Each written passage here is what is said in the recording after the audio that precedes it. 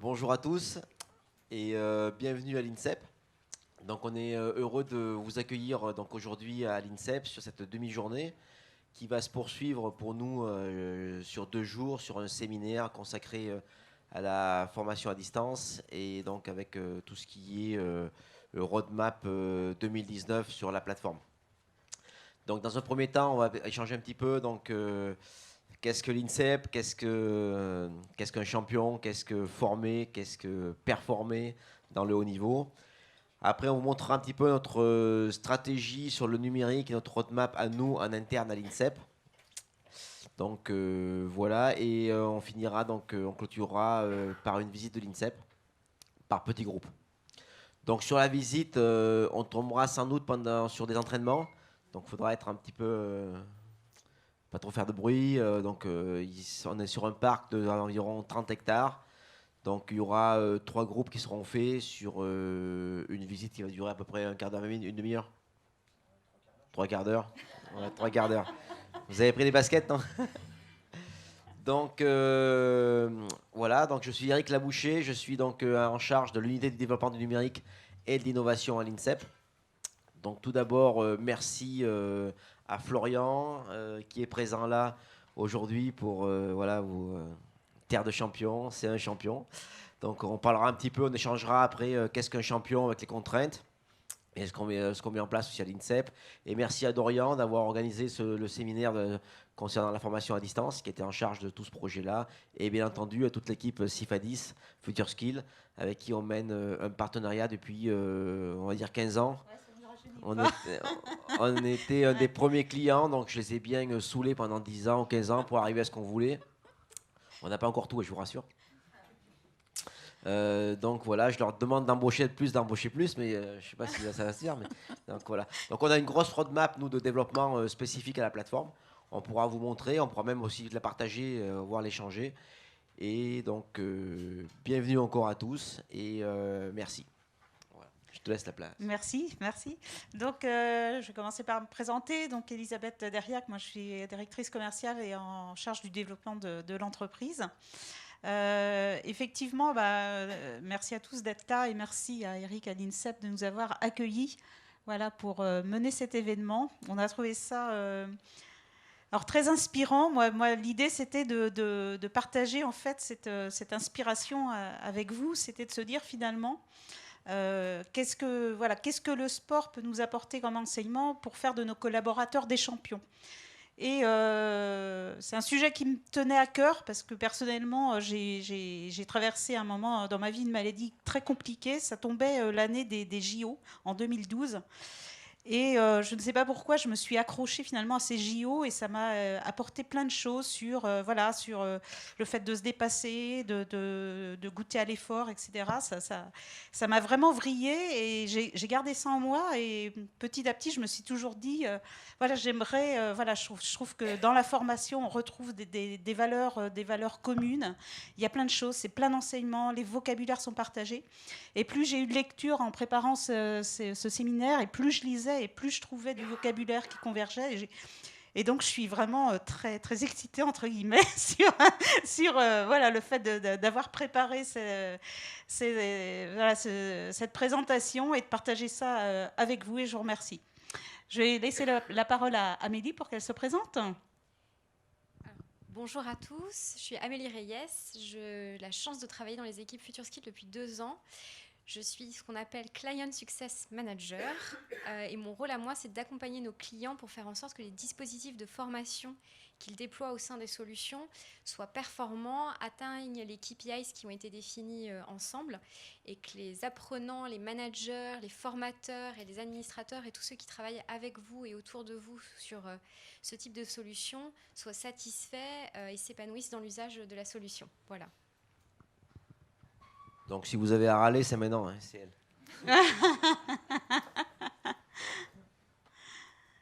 Florian? Bonjour à toutes et à tous. Florian Rousseau. Alors moi j'ai été cycliste. J'ai pratiqué le cyclisme sur piste pendant 14 ans à haut niveau. J'étais triple champion olympique, 10 fois champion du monde. Et puis j'ai entraîné les équipes de France ici à l'INSEP. Je me suis toujours entraîné à l'INSEP. J'ai été formé à l'INSEP, sportivement et aussi pour ma formation professionnelle, n'est-ce pas Martine, qui m'a formé puisque je suis prof de sport. Et donc j'ai entraîné pendant 9 ans ici à l'INSEP, et puis aujourd'hui je travaille à la MOP, à la mission d'optimisation de la performance, depuis 4 ans.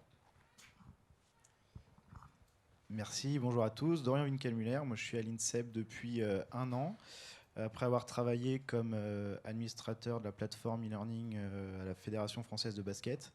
Et donc j'ai rejoint le pôle performance et l'unité de développement du numérique et de l'innovation l'année dernière pour poursuivre le beau projet du réseau sportif avec la plateforme de formation. Voilà. Alors, concernant l'INSEP, on est 2 sur la scène, mais en fait, on est là pour parler un petit peu, mais enfin, c'est le travail d'une équipe. Hein, je vois donc Thierry, Jean-Marc, Philippe qui sont dans la salle. En fait, nous, on a les idées, et puis eux, ils creusent, ils rament pour les mettre en place. Donc, je voulais aussi les associer à cette journée. C'est vraiment grâce à eux qu'on peut amener les projets qui ne sont pas forcément toujours faciles. Donc, par rapport à Florian qui est là, donc qui va nous parler un petit peu de qu'est-ce qu'un sportif de haut niveau et quelles sont les contraintes du sportif, quelle relation ou quel parallèle il pourrait y avoir entre un chef d'entreprise ou un collaborateur d'entreprise et un sportif de haut niveau, un entraîneur. Nous, notre problème ici à l'INSEP, c'est qu'on court toujours après le temps. En fait, on n'a jamais le temps de faire les choses. On n'a jamais le temps de se former parce que derrière, les sportifs sont complètement en déplacement et on a plein de projets. Donc, c'est cette gestion du temps et un petit peu cette rigueur que l'on doit avoir. Donc, Florian va vous faire partager un petit peu ça. N'hésitez pas à poser des questions parce qu'on préfère avoir une interaction avec vous et nous sur différents sujets et répondre aux questions qui seront nécessaires. Voilà. Le sujet est vaste.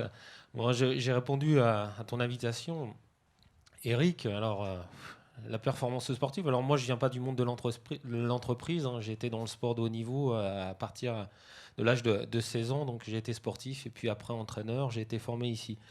La particularité du sport de haut niveau, c'est la performance sportive.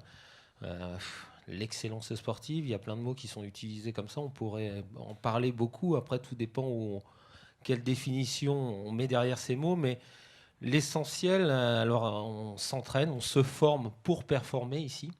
Tout le monde n'est pas champion olympique, mais il y en a qui font des résultats. En tout cas, les entraîneurs sont là pour faire bien former au départ les jeunes, parce que c'est essentiel aussi la formation des sportifs. Hein. Je parle de la formation là, de l'entraînement, la formation des cyclistes. Un entraîneur, il apprend, il entraîne, il forme en fait. Et tout à l'heure, je discutais avant de rentrer dans la salle sur le mot formation. En fait, moi, le mot formation, excusez-moi, mais il m'emmerde. C'est très négatif pour moi. J'aimais pas l'école. Mais quand on y met du sens, former pour performer, là, c'est différent. On l'aborde différemment. Et finalement, former, c'est entraîner aussi. Hein. Que ce soit moi aussi, quand j'ai passé le concours du professorat de sport, il y a des gens qui m'ont accompagné, qui m'ont formé, qui m'ont entraîné à faire des écrits, etc., etc. Donc, le sportif de haut niveau, aujourd'hui, moi, c'était il y a 15 ans, donc ça a bien changé encore, ça a bien évolué. L'exigence du haut niveau est encore beaucoup plus haute parce qu'aujourd'hui, le sportif ne fait pas que s'entraîner. Hein, c'est variable entre les sports, mais il s'entraîne quasiment tous les jours, voire 6 jours sur 7. Certains sports, 7 jours sur 7, 2 fois par jour, avec des volumes d'entraînement allant de 20 à 35, 40 heures pour certaines disciplines sportives. Et là, vraiment, on est dans la pratique, la répétition, etc. Je ne parle même pas des compétitions, parce qu'il y a des compétitions. Alors, dans des sports, il y en a parfois une tous les mois, mais des fois, ça revient chaque semaine. Mais en dehors de l'entraînement, il y a encore plein de choses qui se sont développées. Aujourd'hui, on parle de récupération, donc il y a des massages, il y a de la cryothérapie. Donc ça, c'est du temps qui s'ajoute à l'entraînement. Et puis, bien sûr, les sportifs aussi sont en formation. Il y en a qui sont pré-bac, post-bac, ils vont à l'université. Il y en a qui sont sportifs qui préparent déjà, qui anticipent leur fin de carrière et leur reconversion. Donc, la journée d'un sportif est bien occupée, avec des enjeux très, très forts, bien sûr, quand on est en activité, surtout quand on prépare les Jeux Olympiques. Un projet très très fort, et puis en même temps dans sa tête on se dit qu'on doit préparer aussi sa reconversion, sa fin de carrière, parce que le sport, à un moment donné, ça s'arrête. Donc la performance, en tout cas pour un sportif, elle est globale. Quand on est en activité, on ne s'en rend pas compte, mais pour être performant, moi, à un moment donné, dans ma carrière, ça a été très structurant pour justement faire des médailles aux Jeux Olympiques. J'avais 26 ans. Donc là, j'ai pris beaucoup de maturité parce que j'avais une expérience dans mon sport et puis je savais que 4 ans ou 5 ans ou 6 ans après, ça allait s'arrêter. Et donc là, j'avais décidé de préparer ma reconversion et puis de vouloir être entraîneur. Donc voilà, j'ai été formé et puis justement de suivre à côté, en même temps, pas à côté, en même temps, parce que ça s'organise, c'est en même temps. Les enjeux sportifs des Jeux qui étaient très très forts et ma formation. Moi, j'ai fait des Jeux remarquables parce que j'ai eu mon professorat de sport, parce que voilà, j'avais assuré quelque chose et voilà, plus rien ne pouvait m'arriver. Mais quand j'avais 18 ans, c'était pas ça. Moi, à 18 ans, j'étais dans l'instant, je savais pas ce que je voulais faire. Et puis surtout, je faisais ce que j'aimais, du sport de haut niveau. J'allais faire du sport tous les jours. Et donc la formation, c'était très, très compliqué, voilà, parce qu'elle n'avait pas de sens pour moi. Le parallèle que je peux faire quand on est formateur, je suis intervenu aussi un peu en tant que formateur dans ma fédération, sur des brevets fédéraux, sur des professorats de sport.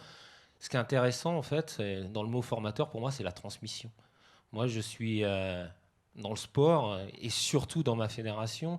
On est beaucoup dans la transmission. Il y a eu beaucoup de champions, des entraîneurs qui ont donné, qui ont transmis leur expérience, leur savoir-faire. Et j'ai été donc élevé et éduqué là-dedans. Alors, à contrario, c'est vrai que dans la culture orale, dans la transmission de ma fédération, il y a des choses qui n'étaient pas assez matérialisées, écrites. Et justement, comment on garde toute cette trace justement de ces gens, de ces personnes qui ont fait des choses remarquables et qui avaient une expertise très très forte. Nous, on s'est inspiré beaucoup, quelque part, sur l'excellence. Le sport, tout à l'heure, j'en parlais de l'excellence sportive. C'est un peu comme les compagnons du devoir. C'est-à-dire, voilà, c'est important d'avoir un très, très bon entraîneur, un grand technicien, mais quelqu'un aussi profondément humain, qui sait s'adapter à la personne qu'il a en face de lui, parce que le sportif est vraiment singulier. Et donc, c'est de trouver les clés, en tout cas, pour faire émerger et lui apporter des bases techniques, pas que, tactiques, et pour qu'il puisse, à un moment donné, le sportif s'exprimer sur son terrain de jeu et délivrer à un moment donné, à une échéance bien précise, son meilleur potentiel. Tout à l'heure, je disais, il y a ceux qui gagnent et puis ceux qui ne gagnent pas, mais en tout cas, ce qui est intéressant dans le sport de haut niveau, pour avoir entraîné plusieurs sportifs, c'est d'emmener les sportifs à ce qu'ils puissent s'exprimer sur les grandes compétitions, qu'ils puissent exprimer le potentiel maximal qu'ils peuvent exprimer à ce moment-là. Voilà, donc j'ai été un petit peu rapide, mais c'est vrai qu'aujourd'hui, sur la formation, elle est capitale, même pour les entraîneurs et pour les sportifs, bien sûr, c'est ce qui nous construit tout au long de notre vie. La formation, ce qui est intéressant dans la vie, c'est d'apprendre. Donc la formation, elle apprend des choses, elle délivre des choses. Et je crois que la qualité première aussi d'un athlète, mais aussi surtout d'un entraîneur, c'est la curiosité. À partir du moment où on a cette qualité, c'est-à-dire qu'on est ouvert, on est prêt à apprendre et à aller chercher des choses qui vont nous nourrir, et puis après, avec ses convictions et sa manière de faire et sa manière justement de former, de transmettre, ça c'est quelque chose qui est très très très important. Moi, voilà ma vision des choses par rapport à mon expérience professionnelle en tant qu'entraîneur. Après, il y a des gens dans la salle qui ont entraîné aussi. Hein. Ils ont peut-être des choses à apporter ou à me contredire, bien évidemment. Mais voilà, moi, je crois beaucoup au côté humain. Aujourd'hui, ce qui est très intéressant, quand même, il y a des outils, il y a des choses très intéressantes qu'il n'y avait pas à mon époque. Il y a 15 ans, 20 ans, lorsque je me formais au professorat de sport. Aujourd'hui, les sportifs bougent beaucoup. Il y a de plus en plus de compétitions, il y a des stages, on est à l'étranger. Et les outils numériques permettent d'avoir le lien quelque part avec la personne qui vous accompagne. Et en tout cas, ces outils, pour moi, je les vois comme facilitateurs dans la formation, dans l'apprentissage. Hein, on peut faire plein de choses, même quand on est entraîneur, justement, sur des applications qui vont montrer un geste technique, de récolter de la donnée, etc. C'est important. Mais derrière, en tout cas, cette application qui va faire le lien, qui sera le trait d'union entre le formateur et puis la personne qui est qui se forment. Donc voilà, mais l'essentiel reste la personne justement qui va accompagner et qui va se servir des bons outils. L'INSEP est un excellent outil pour les sportifs, pour s'entraîner. Il y a des installations remarquables, mais si dedans on n'y met pas de sens, et puis s'il n'y a pas les entraîneurs et des gens qui vous accompagnent, bah voilà, c'est pas parce qu'on a les plus belles installations qu'on va devenir champion olympique. C'est avant tout la relation humaine et les gens qui font et qui utilisent au mieux justement tous ces outils. Merci Florian. J'ai pas. Est-ce que vous avez des questions ou des suggestions? C'est vrai je vois Martine qui est là, Jean-Marc aussi qui est son entraîneur, judo, basket. On a du monde dans la salle. Est-ce que vous voulez rebondir sur... Oui.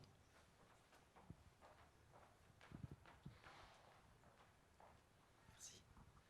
Bonjour à vous, merci pour votre accueil. Premièrement, alors ma question, dans un premier temps, c'est quelle est la définition pour vous de la performance? Et moi-même, j'ai fait 15 ans de boxe anglaise. J'ai eu plaisir à exercer ce sport. Et aujourd'hui, j'ai été aussi 10 ans commercial. C'est plus éprouvant, puisqu'il faut faire du volume, il faut faire des appels, il faut faire des rendez-vous.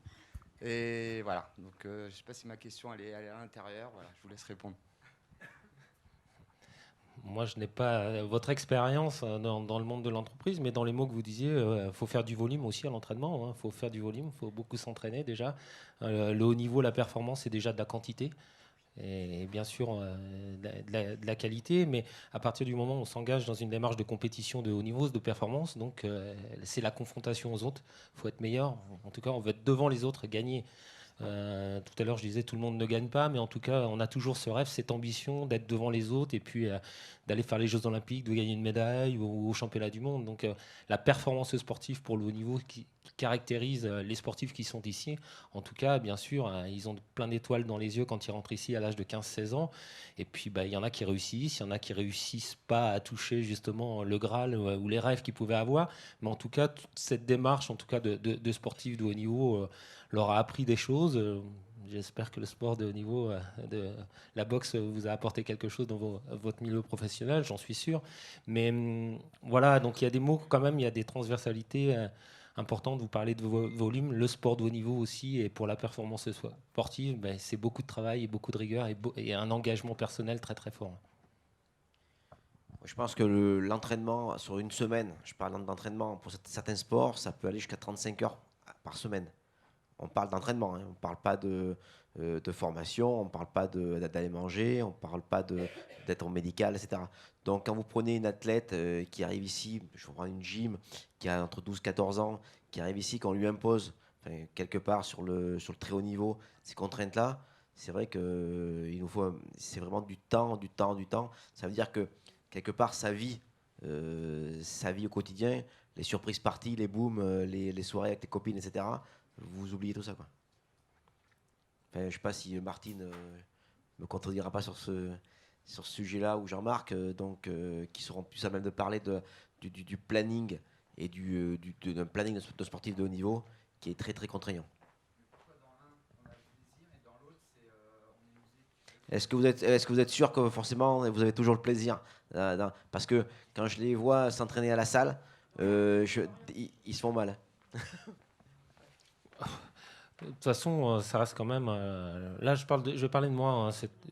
S'entraîner 25 ou 30 heures par semaine, c'était un plaisir d'aller à la salle, de s'entraîner, de répéter. Le sport de niveau, c'est très répétitif, très routinier. C'est pas drôle. Moi, je tournais en rond, donc je faisais pas du vélo à l'extérieur. Mais voilà, il y a des sports. Le haut niveau, c'est de la répétition, des heures de répétition. Mais on est animé par la passion quelque part à être le meilleur. On aime ça. À la base, on a commencé ce sport et puis on a eu des résultats, donc on aime ça. On me posait souvent la question, mais quand on est sportif de haut niveau, on doit faire des sacrifices. Mais non, c'est pas des sacrifices. Moi, c'était ce que j'aimais. Oui, quand j'avais 16 ans, il y avait moins de sorties avec les potes, mais c'était pas un sacrifice. Moi, c'était pas de sortir tous les samedis soirs qui me nourrissait. C'était de m'entraîner tous les jours, d'aller faire des compétitions. Voilà. Donc, quand on fait ce qu'on aime, et les sportifs de haut niveau, la plupart quand même aiment ce qu'ils font. Pas tous, hein, ça serait faux de dire ça, mais à un moment donné, ceux qui n'aiment pas ça, voilà, ils progressent plus, et puis ils sont plus sélectionnés, ils sont plus bons, et puis ils sont plus en équipe de France, et puis après ils vont faire autre chose, ils vont se reconvertir, voilà. À un moment donné, le sport de haut niveau, le sport de compétition, c'est pas tendre, hein, c'est un milieu qui est très, très difficile, hein, très concurrentiel, il n'y a pas de la place pour tout le monde, il y a des blessures, il y a des échecs, hein, on ne gagne pas tous les week-ends. Voilà, donc il y en a qui gagnent plus, il y en a qui gagnent moins, il y en a qui vont gagner qu'une fois, mais non, faut aimer ce qu'on fait. Et quand on a la chance d'aimer ce qu'on fait, voilà, c'est pas des contraintes et c'est pas des sacrifices. Faut aimer faire du volume.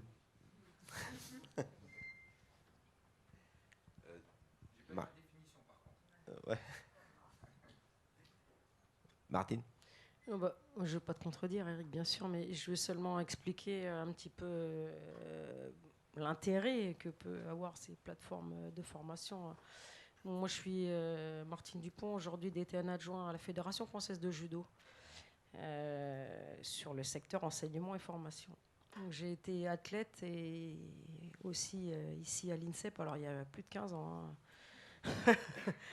Et ensuite, formatrice à l'INSEP. Et bien sûr, quand on est athlète de haut niveau, même si on n'est pas toujours capable de bien définir ce que c'est que la performance, en tout cas, on sait ce que c'est dans notre corps et tous les jours.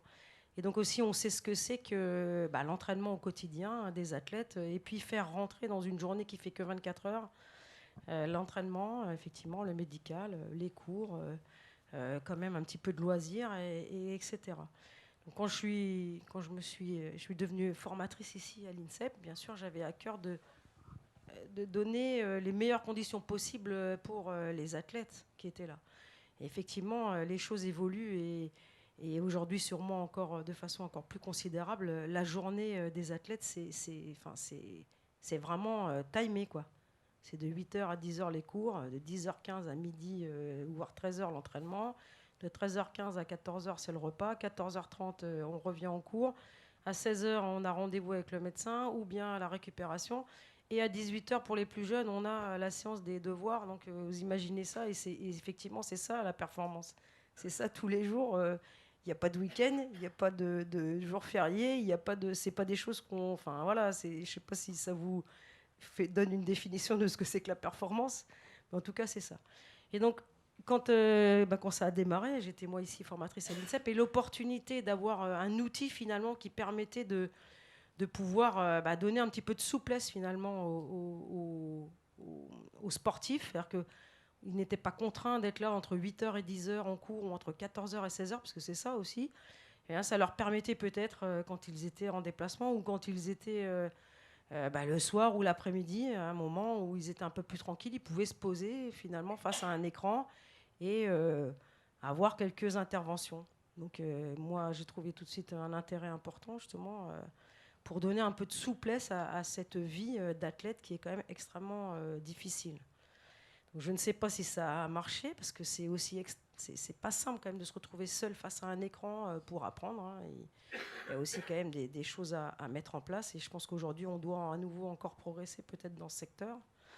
Donc ça concernait la partie, on va dire, athlète. Comment finalement on peut, via ces plateformes d'information, donner un peu de souplesse. Mais aujourd'hui, en tant que responsable de formation sur une fédération, ce qui m'intéresse, c'est l'enseignant, c'est les enseignants. Aujourd'hui, c'est plus directement les athlètes, mais moi, j'ai des enseignants qui sont sur toute la France, voire même peut-être demain, on peut imaginer former les entraîneurs à l'étranger.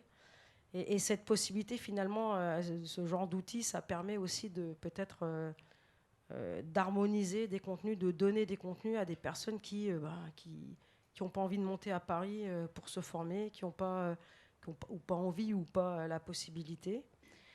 Donc il y a cette richesse, en tout cas moi je pense que c'est intéressant, même si, bien sûr, là je vais revenir à la pratiquante.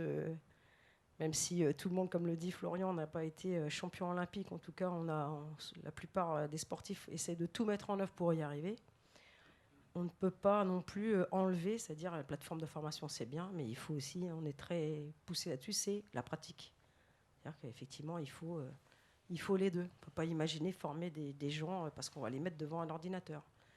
On peut effectivement utiliser cet outil, ce robot, pour gagner du temps, mettre de la souplesse et peut-être permettre d'ailleurs d'avoir plus de temps pour pratiquer.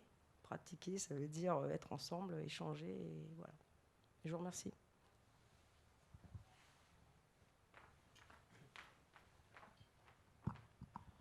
Bonjour. Pour ma part, je voulais rebondir un petit peu sur la remarque de monsieur, ce qu'est la performance. En fait, dans le monde de l'entreprise et dans le sport, il y a un seul critère que l'entreprise partage avec le monde du sport, c'est ce que l'on appelle les 10 000 heures. Passer 10 000 heures à répéter pour réussir. Dans le monde du sport, et Florian en est un vivant exemple, il y a quelque chose de plus. Quelque chose de plus qui nous prend au triple quand on est à l'INSEP. C'est la répétitivité. Réussir à reproduire le geste, à reproduire la performance. Et moi, c'est quelque chose qui m'a scotché. Il n'y a pas d'autre mot quand je suis arrivé ici parce que je donnais des cours sur les logiciels de bureautique, mais sur quelque chose d'exceptionnel. Que les athlètes qui se préparaient au professorat de sport faisaient à l'époque, c'est faire une cartographie de leur modèle de performance. Et le modèle de performance, ça paraît d'une simplicité, mais c'est imaginer, visualiser, mesurer les interactions entre tout ce qui fait la réussite. Et cette réussite, bien sûr, quand on est sportif, ce sont des éléments physiques, physiologiques, techniques, technico-tactiques, etc. Tout ce qui fait la réussite dans la discipline. Mais à côté de ça, tous ceux, mais tous sans exception, ont été capables de me dire « moi j'ai réussi ». Parce que quand dans ma tête ça allait mal, j'avais le coach, j'avais ma petite copine, j'avais ma maman. Quand j'étais blessé, il y avait le médical, il y avait le kiné. C'est toute une équipe. C'est donc finalement l'entreprise sportive qui accompagne, qui entoure l'athlète pour cette réussite. Et il y a quelque chose aussi d'exceptionnel dans toute cette réussite. Et finalement, Florian, appréciez votre chance en est et encore l'exemple clé. C'est que ça a été un magnifique athlète sur lequel on s'est tous Et entraîneur. enthousiasmés. Mais c'est justement ce vers quoi je veux aller. C'est que dans le modèle sportif français, il y a quelque chose d'exceptionnel parce qu'il y a la transmission. Transmettre. Et c'est pas quelqu'un qui se déclare bon. Parce que les meilleurs, parce qu'ils ont la passion de leur discipline, parce qu'ils ont ça dans le sang, parce qu'ils l'ont ressenti en tant qu'athlète, ont été capables de dire, maintenant que j'ai fini ma période d'activité professionnelle d'athlète, sachant que ce sont des amateurs, l'olympisme, même s'il y a une petite percée du professionnalisme, c'est encore de l'amateurisme, et ça c'est compliqué pour financer sa réussite. Ça, c'est une petite aparté. Mais ils transmettent. Et entendre, partager, recevoir des conseils de quelqu'un qui a performé, c'est quelque chose d'extraordinaire. Et ça, par contre, dans l'entreprise, c'est pas toujours ce que j'ai vécu. J'ai eu la chance de vivre les deux milieux. Vous prenez un commercial qui va réussir, qui va performer dans sa technique une année, il va recevoir un prix, un cadeau, une machine à laver, un voyage, à passer sous les cocotiers avec sa famille. L'année suivante, désolé, mais la conjoncture n'est pas là, etc. Et il va pas reproduire la performance. Et la troisième année, il va faire encore moins bon. Ça arrive. Est-ce que ça remet en cause ce qui a fait qu'il a réussi ? Personne ne s'en est soucié finalement d'analyser les facteurs de sa réussite. Et au bout de 3 ans, donc une année, mais vraiment tip-top, et les 2 années suivantes, il a raté, qu'est-ce qu'on fait ? On dit, mon gars, t'es pas assez bon, va-t'en. Nous, à l'INSEP, dans le milieu du sport, c'est ce qui a fait qu'on a des CTS. Vous avez peut-être entendu ce qui se passe là, je ne veux pas faire de politique, mais tous ces gars-là, ces 1600 bonhommes là, qui portent le sport français, eh bien, ce sont d'anciens athlètes, pour la plupart, qui ont comme vocation de partager. Et partager, ça ne veut pas dire uniquement dans l'élite, hein, c'est les plus jeunes, nos enfants, qui vont être accompagnés vers l'excellence, vers la performance. 10 000 heures, le partage, la transmission. Je vous remercie.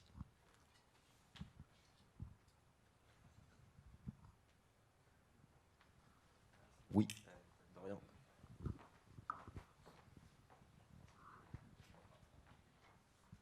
Merci. Je voudrais juste revenir par rapport à plein de parallèles que vous avez fait. Vous parlez d'engagement, de plaisir. On entendait prendre au trip. C'est quelque chose qui, pour ceux qui ont fait du sport, qui nous évoque quelque chose. Est-ce que vous avez essayé, et comment, c'est là où ça m'intéresse, de reproduire ça? Vous parliez de temps, de timing qui vient saccader une journée de sportif.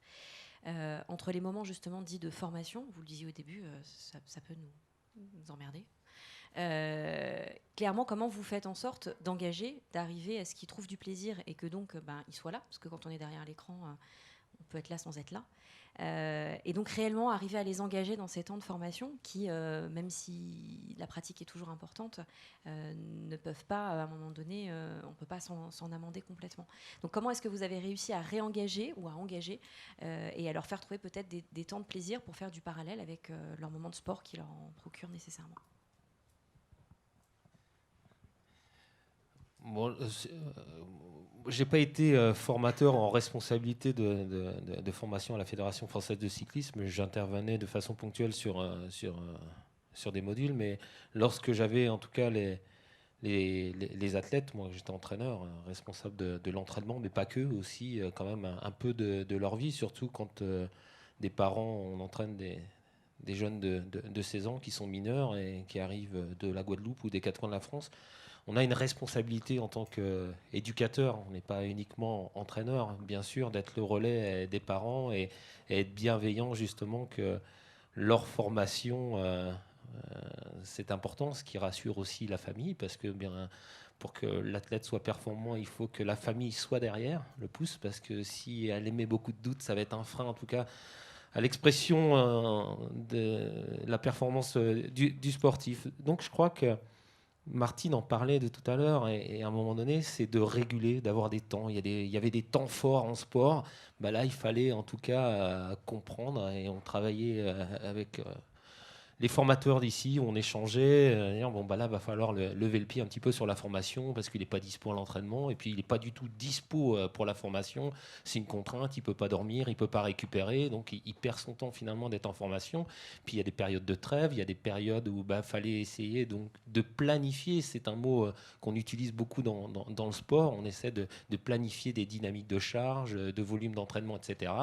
Donc voilà, donc c'était de l'individualisation, ce que faisait référence tout à l'heure aussi Martine, d'individualiser aussi et par rapport à quelques sportifs et leur potentiel, et de bien cibler les moments dans l'année où il fallait appuyer un peu plus sur la formation et puis parfois lever le pied sur la formation. Donc moi aussi en tant qu'entraîneur, je le prenais en compte, c'est-à-dire que je pouvais réduire un peu l'entraînement et puis être le relais un petit peu, bien sûr, des collègues formateurs, puisqu'ils participaient quelque part aussi au projet de performance. Le projet de performance d'un sportif, finalement, il est collectif. C'est ce que tu disais tout à l'heure. Donc, bien sûr, il y a l'entraîneur qui est responsable du projet sportif, mais à côté, il y a plein de choses. Donc voilà, donc s'il y a des temps forts, il faut avoir une lecture à s'adapter, réguler, et puis voilà. Après, moi j'étais sur des volumes d'athlètes de 12-15 athlètes, donc c'est pas énorme. Donc on arrive à faire des choses sur mesure, ce que propose aussi l'INSEP. Donc on est vraiment dans l'individualisation justement par rapport à cette information. Et après, par rapport à la question pour les motiver, voilà, faut essayer de leur donner du sens, voilà, trouver les bons mots, justement par rapport à ces temps de formation. C'est ce qui permet pour certains, hein, c'est pas vrai, hein, mais ça, ce sont des exemples concrets. Parfois, sur des périodes de blessures, de moins gamberger que d'attendre chez soi. On a fait sa rééducation, puis après on attend que le temps il se passe chez soi. Là, on a l'esprit qui est pris à autre chose. Donc voilà, il faut composer avec tout l'environnement. Et puis ce qui est vrai à un moment n'est pas forcément vrai à 26 ans, ce que je décrivais pour moi, pour mon expérience. À 18 ans, c'était pas pareil qu'à 26 ans. Même la formation, mon expertise que j'avais développée dans l'entraînement. Voilà. Donc il faut sans cesse, en tout cas, même si dans la performance, il y a des choses qui se répètent, des grands principes, un socle. Il faut toujours, en tout cas, évoluer, se remettre en question. Donc j'enfonce une porte ouverte, mais voilà, essayer d'imaginer des choses. C'est pas toujours facile d'avoir une vision parce que je disais, à contrario, le sport, c'est de la répétition. Donc on essaie de mesurer les choses et de reproduire toujours les mêmes choses, surtout quand on gagne. Surtout quand on gagne, on se dit, bon, pourquoi on va changer? Pourquoi on va innover? Mais quand on perd, oui, là, on se dit, faudrait peut-être faire différemment. Et c'est ça qui est le plus difficile, en fait. On dit, oui, l'échec, c'est difficile à gérer, bien sûr, mais quand on gagne, c'est difficile à gérer aussi. Jusqu'à quand on peut gagner? Et puis surtout, d'innover, de s'ouvrir à autre chose pour toujours être devant. C'est ça, justement, parler de modèle de performance. Qu'est-ce que sera la performance en 2024 pour les cyclistes sur piste? Un sport très chiffré, très, très mesuré. C'est pas facile à dire. Je ne sais pas si j'ai complètement répondu à votre question, mais c'est de dire comment, à un moment donné, l'athlète qui est fort sur un projet, qui a un objectif, sa passion, c'est le sport, et quand on le met en formation, c'est très personnel en fonction des personnes. Il y en a qui ne veulent pas du tout se former, et puis il y en a qui ont besoin de se former parce que ça leur donne un équilibre à un moment donné dans leur vie, et ce qui leur permet d'être présents dans l'entraînement et d'être performants. Dominique. Bonjour, je suis Dominique Delon, je suis le chef de pôle adjoint du haut niveau à l'INSEP. Pour compléter tout ce qui a été dit, notamment ce que vient de déclarer Florian, nous, le travail du pôle du haut niveau ici à l'INSEP par rapport aux 650 athlètes de haut niveau, c'est d'assurer cet équilibre justement et cette individualisation dont Florian parle pour que le projet de performance soit prioritaire, mais qu'en même temps, le projet de formation puisse exister. Donc il y a vraiment une adaptation en fonction des objectifs olympiques ou internationaux réguliers, d'adapter leur temps de formation, ce qui fait que, par exemple, une scolarité ou universitaire qui, normalement, dure 3 ans ou 4 ans, peut durer 4, 5, 6 ans, 7 ans, voire 8 ans. Nous, le diplôme, par exemple, de kinésithérapeute qui se fait notamment à Saint-Maurice, certains athlètes aujourd'hui mettent 6 à 7 ans pour l'obtenir. Mais en modulant et en permettant, notamment l'année pré-olympique, quasiment de ne pratiquement pas avoir de cours. Par contre, l'année qui suit ou les années qui suivent, on peut moduler ces unités et ces modules et leur permettre de continuer leur formation tout en étant performants. Et ça, c'est vraiment ce travail, d'artisanat au quotidien que l'INSEP, entre autres, mais tous les établissements, notamment du grand INSEP, le font aussi. On est en mesure de le faire. Aujourd'hui, on a signé à peu près 150 à 200 conventions avec des établissements universitaires, scolaires, etc., qui permettent de conventionner justement et de permettre cet étalement-là. C'est un travail de longue haleine qui dure depuis une quinzaine d'années maintenant, mais qui aujourd'hui devient de plus en plus performant. Et donc, il y a une étude sociologique qui a été faite notamment par des chercheurs de la maison, Fabrice Burlot entre autres et son équipe, qui disait que les athlètes du très haut niveau, ceux qui performent, et ceux dont parlait Florian, sont les maîtres du temps. Ils maîtrisent leur temps du mieux possible, ils fixent eux-mêmes, avec leur encadrement et leur environnement proche, l'ensemble de la temporalité et de l'étalement à la fois de leurs objectifs sportifs et de leurs objectifs de formation. Et ça, c'est un fait avéré et donc qu'on peut confirmer. Donc je crois que c'est vraiment ce travail-là qui est un travail collectif, et je rejoins ce que disait Thierry, un travail vraiment collectif de l'environnement qui permet l'émergence de la performance. J'ai bien aimé aussi ce que disait Florian, les athlètes, c'est eux qui produisent la performance. Nous, dans l'accompagnement et dans l'environnement, on n'est là que pour favoriser cette émergence. Et le plus difficile, c'est de la faire émerger le jour J à l'heure H. Une performance, elle est unique. On performe une fois aux Jeux Olympiques. Il y en a qui sont une fois dans leur vie champions olympiques, mais ils ont été là le jour J. Et c'est vraiment un travail d'artisanat. Juste pour répondre peut-être à votre question, mais on pourrait en débattre, l'avis pourrait être différent, mais quand j'étais entraîneur, finalement, le parallèle que je disais, je suis formateur aussi quelque part. Et dans le mot entraîneur, ça emmenait les gens avec soi. même quand on est sportif, des fois on est fatigué, on n'a pas envie, on est blessé, quoi. Et donc l'énergie au quotidien, en fait, le métier d'entraîneur, il y a le moment de la compétition, mais il y a le quotidien. Vraiment, quand on est entraîneur, hein, sélectionneur, c'est différent parce que sélectionneur, on n'est pas là au quotidien, mais l'entraîneur, tous les jours, il doit mettre une énergie pas possible. C'est vraiment entraîneur des équipes de France, ça pompe en énergie, hein. Tous les jours, faut mettre de l'énergie pour donner de l'envie, emmener les gens avec soi, parce que parfois, ils n'ont pas envie. Il faut convaincre, ou alors remettre de l'énergie justement quand on entraîne, pour, voilà, pour recréer une dynamique et pour que ça produise en tout cas ce qu'on imagine, la séance, le temps de formation apporte quelque chose. L'envie, oui, c'est quelque chose d'important en fait. Transmettre beaucoup d'énergie, beaucoup d'envie dans le quotidien. Et c'est pour ça que quand on fait 9 ou 10 ans d'entraînement à haut niveau en tant qu'entraîneur, c'est dur, c'est épuisant. Dominique, tu peux donner les résultats de nos sportifs, tout ce qui est études? Parce que je ne voudrais pas dire de bêtises, que je pense que c'est 100% au bac cette année. Donc c'est vraiment, on individualise à fond en fait tous les parcours de formation des sportifs de haut niveau. Dernière question, je pense, vu l'heure, pour qu'on puisse enchaîner après.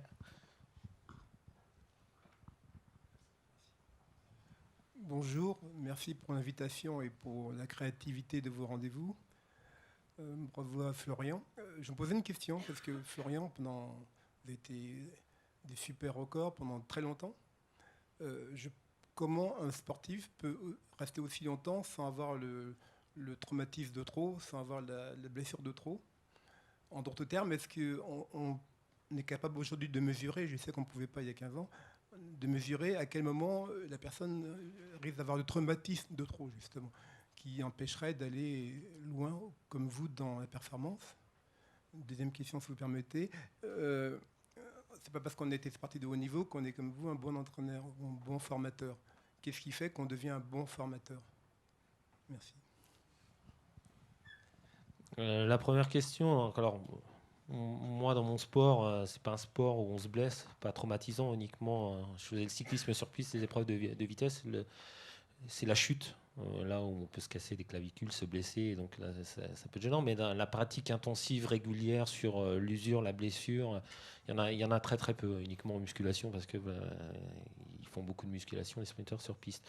Aujourd'hui, oui, il y a des outils justement qui permettent justement aux entraîneurs d'avoir une lecture beaucoup plus précise de ce qu'il a imaginé dans sa planification, dans sa quantification de la charge, et d'avoir des retours, différents indicateurs que lui va cibler, l'entraîneur, hein, parce que c'est lui qui est l'expert et qui va, justement, ces outils vont l'aider justement à avoir une vision plus précise, plus objective sur certains paramètres des effets de l'entraînement ou de la compétition, que ce soit physique ou mental, pourquoi pas, hein, parce que aussi le sportif, c'est pas que le physique, c'est aussi le mental. On parlait d'environnement, sa vie extra-sportive aussi peut impacter la performance. Mais bien sûr qu'aujourd'hui, les outils, c'est assez formidable aujourd'hui ce qu'on arrive à faire avec aussi des applications. Mais voilà, ce sont des outils là pour les entraîneurs qui peuvent leur permettre d'être meilleurs, d'avoir des tableaux de bord, de suivi.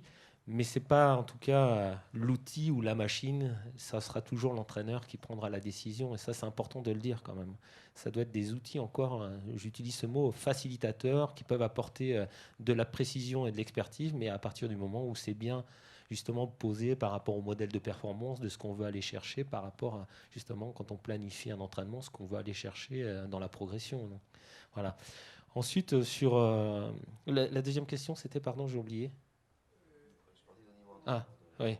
Oui. Alors, oui, c'est pas parce qu'on obtient des médailles qu'après on est un bon entraîneur. Je ne sais pas si j'ai été un bon entraîneur. En tout cas, j'ai essayé pareil que quand un sportif, de faire du mieux que je pouvais. Je me suis trompé aussi, hein, comme quand j'étais sportif. J'avais des convictions aussi très très fortes et parfois, je me suis trompé. Et voilà, à partir du moment où on accepte aussi de dire on s'est trompé et qu'on peut rectifier le tir, voilà, on progresse, on apprend.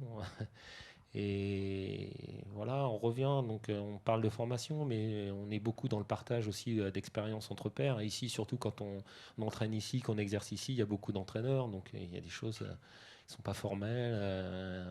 On rencontre quelqu'un et puis on dit ouais, j'ai une problématique sur ça, comment tu as géré.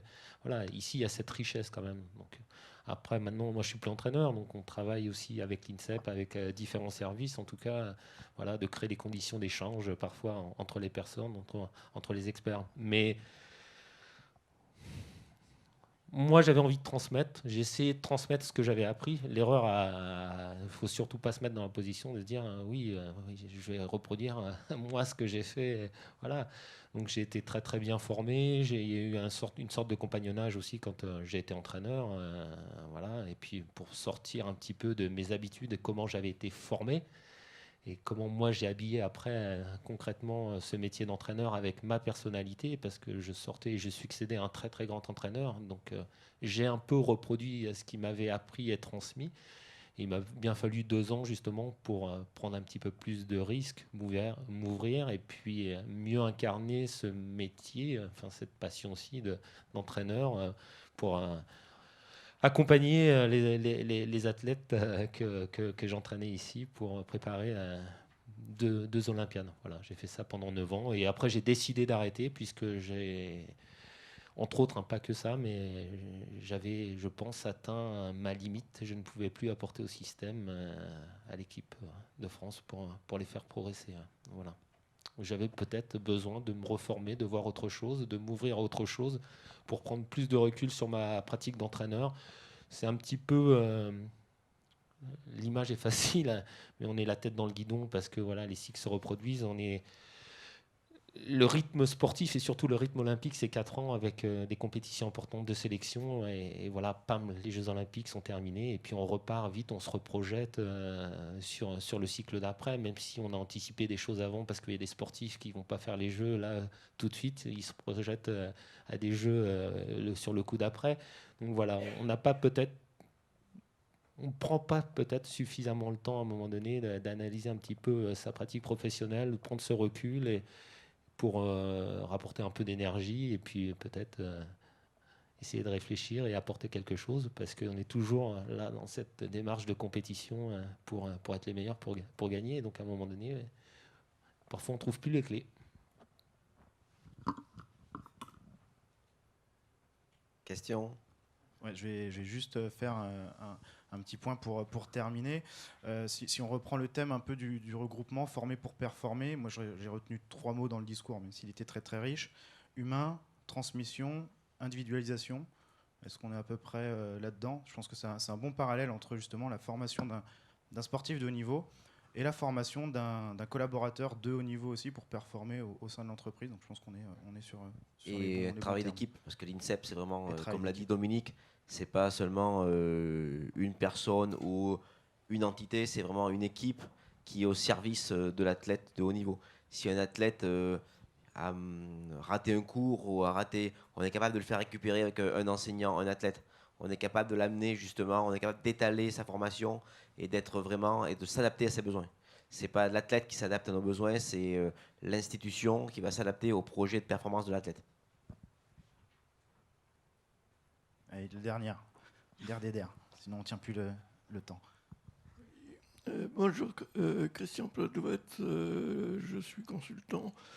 La question que j'ai 2 questions à vous poser. La première question, c'est celle de gérer les problèmes d'apprentissage.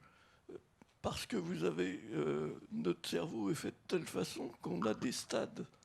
Et ces stades font qu'à un certain moment, on n'arrive pas à passer à l'échelon supérieur.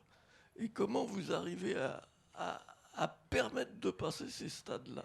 Et la deuxième question, c'est que entre le sportif de haut niveau, il est encadré dans un système clair de performance. Alors que quand vous vous trouvez dans une entreprise, vous avez énormément d'influences extérieures qui vont modifier le cadre dans lequel il intervient. Enfin, pour ce qui est du cadre extérieur, demain quand vous allez à une compétition, la météo, vous ne la maîtrisez pas. Il y a plein de choses comme ça qui ne se maîtrisent pas. C'est pas bon. Il y a des sports peut-être qui sont plus facilement, mais il y a d'autres sports où derrière, voilà, comme disait Dominique, c'est être au top le jour J à l'heure H, en prenant en compte l'environnement. Comme dit, j'ai mon ancien directeur d'ici qui me disait l'important c'est pas de trouver le Graal, mais c'est le chemin qui vous amène au Graal, et prendre en compte tout l'environnement qu'il y a autour pour justement, je pense que c'est absorber l'environnement qui fait que derrière on va pouvoir atteindre le Graal. Enfin, mais après c'est juste une vision externe du sujet. Je vais Florian par rapport à... Sur l'apprentissage, en cyclisme, moi quand j'ai entraîné ici, j'ai tout de suite été en responsabilité des équipes de France junior et élite. Donc il y avait tout un travail qui avait été fait en amont, vraiment sur l'apprentissage aussi du cyclisme et de différentes activités. Et quand les sportifs arrivaient ici, on commençait justement la spécialisation du cyclisme sur piste sur des épreuves très, très, très typées. Effectivement, bien sûr que le temps d'assimilation n'est pas le même pour tout le monde, sur les gestes techniques ou tactiques aussi, pour justement la mise en place sur des compétitions. Et on est contraint aussi à la fois par les résultats. C'est-à-dire que les objectifs que l'on peut mettre au sens global, la fédération et les coachs, j'en faisais partie, parfois, sur certaines personnes, il faudrait se laisser un petit peu plus de temps, parce qu'on voit bien qu'il y a du potentiel, mais qu'il y a du mal à s'exprimer, parfois en compétition, pour diverses raisons, bien sûr, et que ce n'est pas uniquement un apprentissage technique, il peut y avoir des freins psychologiques, justement liés à la pression, entre autres, ce ne sont que des exemples. Et on le voit, il y a toujours des exceptions. Donc, moi, dans mon sport, la progression, globalement, pour la majorité des sportifs, elle est très très vite, pour ceux qui avaient le plus de capacité. Et puis on a eu quelques sportifs qui ont performé sur le tard, où le cheminement, le chemin de progression a été beaucoup plus lent. Et parfois, peut-être qu'on a perdu des sportifs parce qu'on n'a pas souhaité les garder, ou on n'a pas voulu les garder parce qu'ils n'étaient pas assez performants tout de suite. Et puis certains, on les a gardés, et justement on a bien fait de les garder. Et donc parfois on s'est trompé, certainement, justement parce que par rapport à ma conception aussi peut-être de l'entraînement, à un moment donné, peut-être que j'ai pas bien fait les choses avec certains sportifs, peut-être, et que ma manière de concevoir et de planifier les choses ne convenait pas à ce sportif. Voilà, parce que même si on essaie d'individualiser, à un moment donné, on rentre quand même dans un collectif. C'est ça. Moi j'étais tout seul entraîné avec un adjoint, on était 2 pour 15. Voilà, donc à un moment donné... on faisait aussi des priorités sur ceux qui étaient sur le plus performant à un moment. Alors bien sûr ça sur les élites, mais sur le temps de la formation, c'est le rôle, c'est toutes les questions qu'il y a dans l'environnement du sport sur la détection des talents. Est-ce qu'on veut les plus prometteurs ou alors les meilleurs du moment? C'est ça. Et ça, c'est très difficile justement à identifier et à détecter. Donc bien sûr qu'il n'y a pas que les qualités physiques, et aussi les aspects mentaux et extra-sportifs à évaluer. Je ne sais pas si j'ai répondu à votre question sur comment je m'y prenais sur les apprentissages, justement, qui peuvent être un peu plus longs, c'est ça,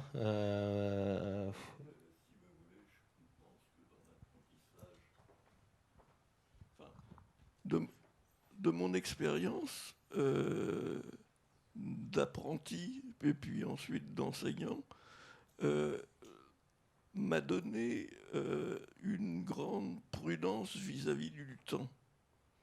Parce que selon les individus et selon les influences qu'ils peuvent avoir, la durée pour obtenir le meilleur d'eux-mêmes est totalement différente d'un individu à l'autre. Alors, bien sûr qu'on regarde on regardait à peu près, on a des cibles à peu près justement sur les meilleurs quand ils gagnent, sur les âges, où c'est différent entre les genres, entre les hommes et les femmes, mais il y a toujours des exceptions dans le sport. Et puis on se retrouve confronté à un moment donné à faire des choix difficiles, c'est-à-dire qu'il ne faut pas oublier que quand même le sport de haut niveau, à la base, c'est une passion, et qu'on peut à un moment donné aussi faire un choix si on décide de dire ah ben non, tu ne seras plus en équipe de France, de briser aussi l'espoir, le rêve de quelqu'un. Mais oui, moi j'ai entraîné des sportifs et la première médaille mondiale, ça a été à 29 ans. Donc à un moment donné, je me suis posé la question quand il avait 23, 24, parce que c'est à peu près là le pic justement des performances chez les sportifs de ma discipline. Et qu'est-ce qu'on fait? On le garde? Qu'est-ce qu'il apporte au groupe aussi? Parce que c'est ça, la performance là, c'était un sport individuel, mais il contribue justement aussi à la performance collective du groupe, d'emmener le groupe. Est-ce que les autres aussi soient plus performants? C'est ça. Et à un moment donné, il a fait cette médaille. Donc, voilà, il y a des tendances très très fortes, mais il y a toujours une exception. Toujours. Donc c'est pour ça qu'à un moment donné, il faut prendre un peu de sortir vraiment des skates très codés. Et le sport, parfois on essaye de tout vouloir expliquer. Et je ne sais pas s'il y a des choses à expliquer, mais voilà. Mais en tout cas, ce sportif qui avait fait cette médaille, ce que je citais en exemple, en tout cas, il a apporté quelque chose au groupe et à la performance des autres. Merci Florian, on va pouvoir continuer parce que sinon on ne va pas tenir les horaires. Laissez la main à Elisabeth. Voilà. Là, en tout cas, merci beaucoup Florian. En tout cas, j'ai trouvé que ça donnait beaucoup de sens à notre métier, qui est effectivement le développement des collaborateurs dans une entreprise, la gestion des ressources humaines, parce que tu as parlé de tes talents. J'ai bien aimé le verbatim aussi apporté par Dominique, faire émerger les compétences. Voilà, j'ai eu de très beaux mots de vocabulaire, je trouve, utilisés, qu'on peut vraiment transposer, je trouve, dans le monde de l'entreprise. Voilà, le fait de dire... c'est vrai que le mot formation aujourd'hui, on préfère parler d'action de développement de compétences, ou même que dans la réforme aujourd'hui, on parle de liberté à chacun finalement de choisir son avenir professionnel, de remettre effectivement chacun en responsabilité. Je crois que le CREPS a engagé beaucoup de travaux aussi là-dessus, sur le fait de rendre les sportifs vraiment acteurs. 1, 2. Voilà. Mais en tout cas, merci beaucoup. En tout cas, c'était vraiment, vraiment passionnant. Donc, ce que je vais vous proposer maintenant, c'est qu'on partage un petit peu ensemble, aujourd'hui, nous, en tant qu'éditeurs d'une plateforme LMS, comment on vient effectivement, nous, accompagner justement les entreprises pour les aider justement à faciliter. Florian avait utilisé ce terme tout à l'heure, à faciliter effectivement le développement des collaborateurs dans l'entreprise. Alors, je vais essayer de faire des parallèles toujours avec le monde du sport. En tout cas, c'est dans cet esprit-là que j'ai voulu préparer l'intervention. Aujourd'hui, effectivement, on l'a vu, quand l'INSEP aujourd'hui est une des missions de l'INSEP, la plus grande mission bien sûr, c'est d'être le lieu, en fait, un lieu unique au service des sportifs, où on va retrouver un équipement, on va retrouver des encadrants présents pour que justement les sportifs puissent se concentrer sur leur performance. Nous, ce qu'on cherche chez Cifadis, c'est de mettre à disposition justement une plateforme, une solution, pour permettre aux organisations justement d'apporter aux collaborateurs un environnement, un terrain qui va leur permettre justement de développer leur potentiel. Quand on rencontre une entreprise, on va se dire, finalement, construisons ensemble un lieu, un endroit qui va permettre à tous vos collaborateurs de développer leur performance, d'extraire tout le potentiel de vos collaborateurs. Ce travail qu'on a à faire avec les entreprises, c'est aussi de donner un sens. On a parlé beaucoup de sens aussi par rapport à l'exercice sportif. Alors, pour faire le parallèle avec le sport, on dirait, dans le sport, on va dire, aux prochains Jeux Olympiques, dans telle et telle discipline, on veut 3 médailles d'or, 4 médailles de bronze, 3 médailles d'argent. Dans l'entreprise, c'est un petit peu pareil. On va décoder, on va réfléchir avec elle et dire finalement, c'est quoi vos priorités? Vous êtes sur un marché, vous voulez demain exceller dans tel ou tel domaine. Qu'est-ce qu'on peut faire ensemble? Quel dispositif on peut construire ensemble pour que vos collaborateurs, pour qu'on puisse tirer le meilleur parti de vos collaborateurs et les mettre, que leur travail, le développement de leurs compétences soit au service de la performance de l'organisation par rapport à ces objectifs. Donc ça, c'est vraiment ce qui nous fait lever le matin chez Cifadis, c'est d'accompagner les entreprises dans ce sens-là. Voyons loin, construisons ensemble en fait ce terrain de performance. Alors, qu'est-ce qu'on va faire pour ça? Comment on voit, nous, une plateforme aujourd'hui? C'est quoi son rôle? Elle sert à quoi, finalement? Elle sert à quoi dans un dispositif de développement des compétences dans une entreprise? D'abord, c'est un lieu unique. Ce qu'on veut, c'est que ça devienne un réflexe. Je suis collaborateur dans une entreprise. Quel que soit le moment de ma carrière, quel que soit le moment où je suis rendue dans ma carrière dans cette entreprise, je dois avoir le réflexe d'aller vers cet endroit-là parce que ça va m'aider à un moment de mon parcours. Je vais trouver des supports, je vais trouver des médias, je vais trouver des informations, je vais pouvoir peut-être discuter avec des coachs, etc., qui vont m'aider dans ma progression professionnelle. Je vise l'excellence. Et pour atteindre cette excellence, je vais trouver dans cette plateforme tout ce qu'il me faut. C'est à ça qu'on doit servir et c'est ce qu'on doit développer et mettre en place. Donc dans cette plateforme, ce qui est bien dans une plateforme, c'est que non seulement elle doit être à disposition du collaborateur, quel que soit le lieu où il se trouve, quel que soit le temps où il se trouve. On va se trouver à un moment en mobilité, on doit pouvoir y accéder depuis son mobile. On doit aussi trouver différentes formes de médias, quel que soit le média que je vais utiliser. On l'a vu tout à l'heure, parfois on a des profils cognitifs qui vont faire que je vais avoir une meilleure mémorisation, par exemple, si je regarde de la vidéo, ou au contraire, j'ai plutôt besoin de travailler avec des pairs, ou au besoin, j'ai plutôt besoin de passer par des évaluations qui vont, par de l'ancrage mémoriel. Je vais avoir, suivant mon profil d'apprentissage, je dois pouvoir trouver dans cette plateforme, dans cet endroit, dans ce lieu, tout ce qui va me permettre de m'accomplir professionnellement et d'atteindre les objectifs que je me suis fixés en premier et que mon manager m'a fixés.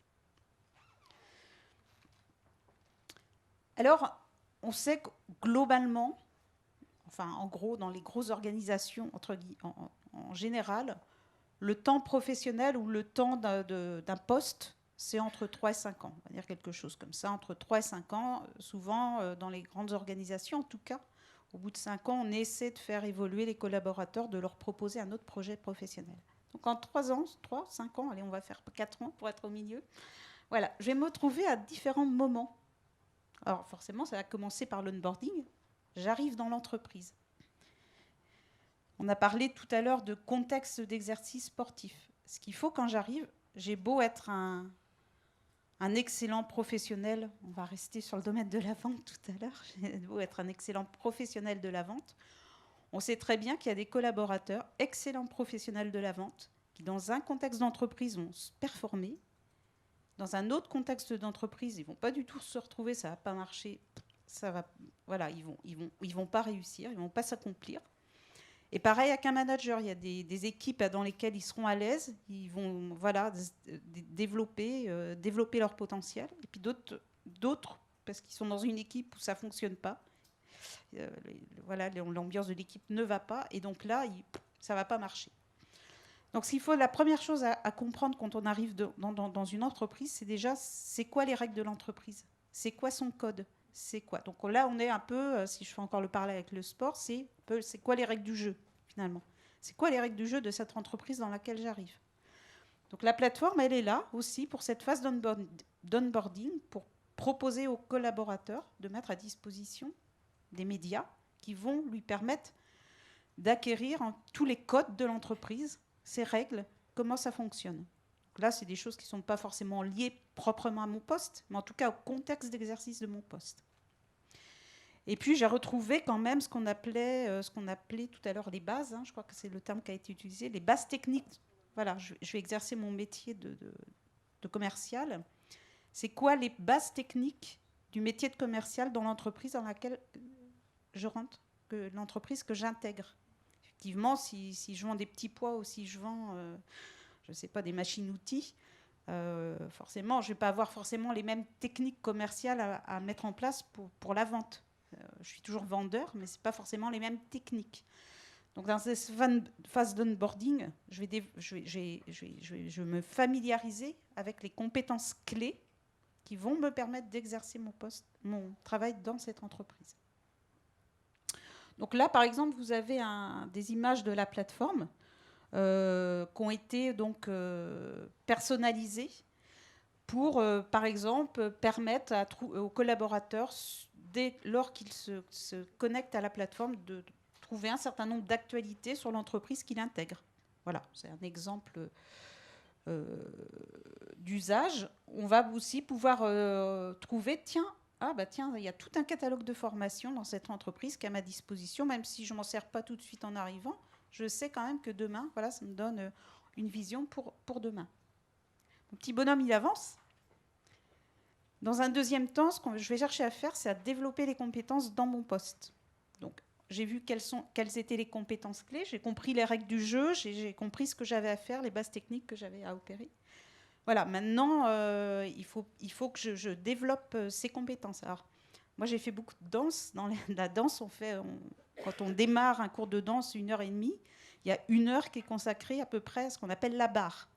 Alors, il y a d'autres métiers. Si vous allez au foot, et avec le championnat, on a vu ça.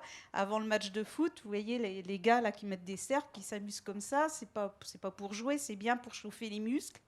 De telle manière que quand ils vont mettre l'accélérateur, qu'ils ne se blessent pas. Dans la danse, c'est pareil. Vous faites des barres, vous répétez les gestes, jusqu'à temps que cette maîtrise du geste vous permettent à un moment d'aller plus loin. Donc, développer les compétences, au départ, c'est un petit peu ça. C'est toute cette répétition du geste de base que vous allez faire. Vous allez apprendre, vous allez évaluer, vous allez voir là où ce que vous maîtrisez bien, moins bien, et vous allez recommencer comme ça par itération. C'est cette phase où vous développez les compétences qui vont vous permettre de réaliser votre métier.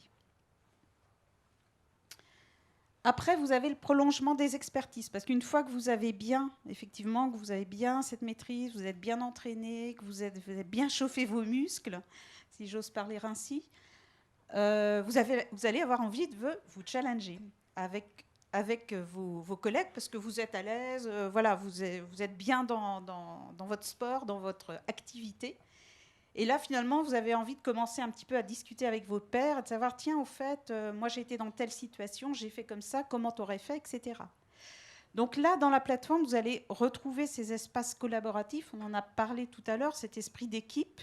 C'est pouvoir échanger aussi avec vos pairs sur la manière dont vous progressez, dont vous exercez.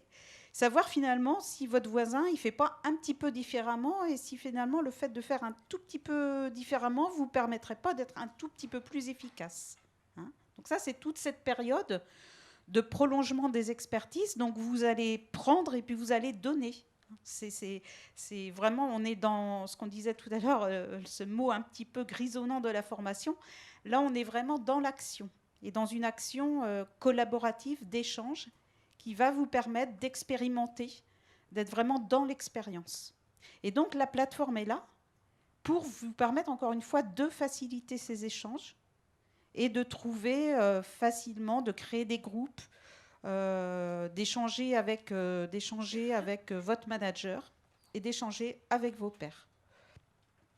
Vous pouvez aussi, en tant que collaborateur, parce que vous avez mis au point une pratique qui est extraordinaire, qui vous fait gagner du temps, qui paraît finalement peut-être même plus performante que ce qu'on vous a enseigné dans la phase d'avant de développement des compétences, vous allez pouvoir aussi vous-même, en tant que collaborateur, apporter à l'organisation. Ah ben moi j'ai fait comme ça. Et comme ça j'ai gagné, voilà, j'ai gagné du temps, où le résultat est meilleur. Et je partage et éventuellement je me filme. Hein, on voit ça de plus en plus dans les entreprises. Je me filme et je poste et je partage avec mes pairs. Ensuite, vous allez passer dans une phase où vous allez chercher à faire évoluer vos compétences. Donc, vous êtes toujours dans ce sport. Mettons que vous pratiquez, voilà, vous avez une bonne pratique, mais à un moment, vous vous dites, bon, ce serait peut-être pas mal que je me remette un petit objectif. J'ai lu une interview de Mathieu Fourcade qui disait ça très bien. Il disait, en fait, voilà, moi, ce qui me tient, ce qui me fait lever tous les matins, c'est que je sais, c'est cette passion, cette envie de progresser. Chaque année, je me mets des objectifs de plus en plus haut et ce que j'ai envie, c'est de me dépasser. Ben, c'est un petit peu ça, hein, quand vous cherchez à faire évoluer vos compétences, c'est sortir de votre zone de confort. C'est pas continuer à répéter sans cesse ce que vous faites, c'est aller un peu plus loin. Vous allez aller grignoter un peu plus loin pour finalement développer vos compétences et puis chercher à, une nouvelle stimulation aussi dans votre job pour aller un peu plus loin. Donc là, par exemple, vous voyez, on peut s'appuyer sur la plateforme. On voyait tout à l'heure le catalogue de formation. Normalement, vous allez pouvoir retrouver sur cette plateforme tout un tas de supports, de ressources, d'enseignements qui vont vous permettre de vous challenger sur quelque chose de nouveau. Donc, vous allez là, par exemple, on illustre là, alors c'est un petit peu clair, mais sur la gauche, on a une illustration d'un parcours de formation, par exemple, voilà, qui passe par différentes étapes, où vous allez suivre un enseignement, vous allez passer des évaluations, vous allez peut-être avoir un temps en classe virtuelle, voilà, et toute une série de médias, en tout cas, qui vont vous permettre de développer des nouvelles compétences. Et puis, on arrive au bout des 4 ans, puisqu'on a choisi 4 ans, et puis on se dit, ce serait peut-être bien que je commence à, d'abord en général, le manager commence à dire, là, ça fait 4 ans que tu es dans le poste, il y a des personnes que j'aimerais bien faire monter, toi, demain, qu'est-ce que tu as envie de faire finalement ? Qu'est-ce que tu voudrais faire demain ? Vers quel métier tu voudrais évoluer ? Donc là, on se retrouve à bâtir un nouveau projet professionnel. Et effectivement, encore une fois, le rôle de la plateforme, ça va être d'aider, de pouvoir construire des parcours parfois qui sont du coup un peu plus longs que la mise à disposition d'une ressource ou d'une formation qui part sur un temps plus court en général. Là, ça peut être un parcours de formation sur plusieurs mois, voire pourquoi pas plusieurs années, sans que ce soit trop long, mais voilà, qu'on appelle leur parcours de formation ou cursus, enfin, peu importe le vocabulaire. Mais l'idée, c'est de construire un chemin, un cheminement qui va vous permettre demain d'aller vers un nouvel emploi, vers un nouveau métier. Et là, encore une fois, la plateforme, elle est là pour vous montrer quels sont les chemins qu'ont pu prendre des personnes avant vous sur tel poste d'évolution vers tel poste ou vers tel métier ou tel métier. Et de vous proposer les cursus de formation, les parcours de formation qui vont vous permettre, vous, aujourd'hui, et là aussi on est dans des sujets d'individualisation, comment moi, Elisabeth, avec l'expérience, mon background, etc., peut-être qu'il faut que je suive telle formation, et puis ma collègue qui a un autre background, finalement, elle va suivre un chemin un petit peu différent, mais toujours pareil pour arriver à ce fameux métier de demain. Alors, une fois qu'on a dit ça, on l'a vu tout à l'heure dans les propos de Florian, et le rôle, effectivement, d'une entreprise, c'est non seulement de créer le lieu, de mettre à disposition ce terrain, ce terreau, qui va permettre à chaque collaborateur de devenir acteur de sa formation, de trouver toutes les ressources, de développer ses réflexes, etc., de monter en compétences. Mais ce qu'il faut, c'est l'animer. C'est Jérémy Vico, je sais plus, Jimmy Vico, voilà. J'avais lu aussi un article où il disait que quand il était gamin, il passait avec son père devant l'INSEP, il se disait peut-être un jour, et effectivement ce jour est arrivé où il est rentré à l'INSEP. Et tous les premiers mois, les longs premiers mois, il avait les yeux qui brillaient par rapport à à ce lieu splendide, effectivement, où il y avait un tas de ressources, un tas d'équipements, un tas d'encadrants, etc. Et il disait, finalement, malgré tout, à un moment, il y a un matin où c'est devenu une routine. Et effectivement, là, le rôle des encadrants, des coachs, etc., est primordial parce que voilà, ils viennent réveiller tous les matins, tous les jours, cette stimulation, voilà, pour nous rappeler qu'on est là, pour nous pousser, pour nous aider dans des moments de doute, etc. Ils sont là pour redonner du sens, donner le guide, etc. Et en fait, c'est exactement pareil dans la formation. C'est pas parce que vous allez mettre en place un dispositif, si beau soit-il, voilà. Au départ, on l'amène dans l'entreprise. C'est vrai que les collaborateurs, on voit ça nous dans les adhésions sur les plateformes. Au départ, il y a un afflux, les gens viennent. Mais si vous n'apportez pas derrière une vie sur ces dispositifs, ça va redescendre. Ça ne marchera pas. Il faut absolument faire vivre ces lieux. C'est très, très important. Alors, comment on le fait vivre déjà, aujourd'hui, on parle beaucoup de marketing de la formation. C'est-à-dire qu'en fait, il faut effectivement que ces endroits soient...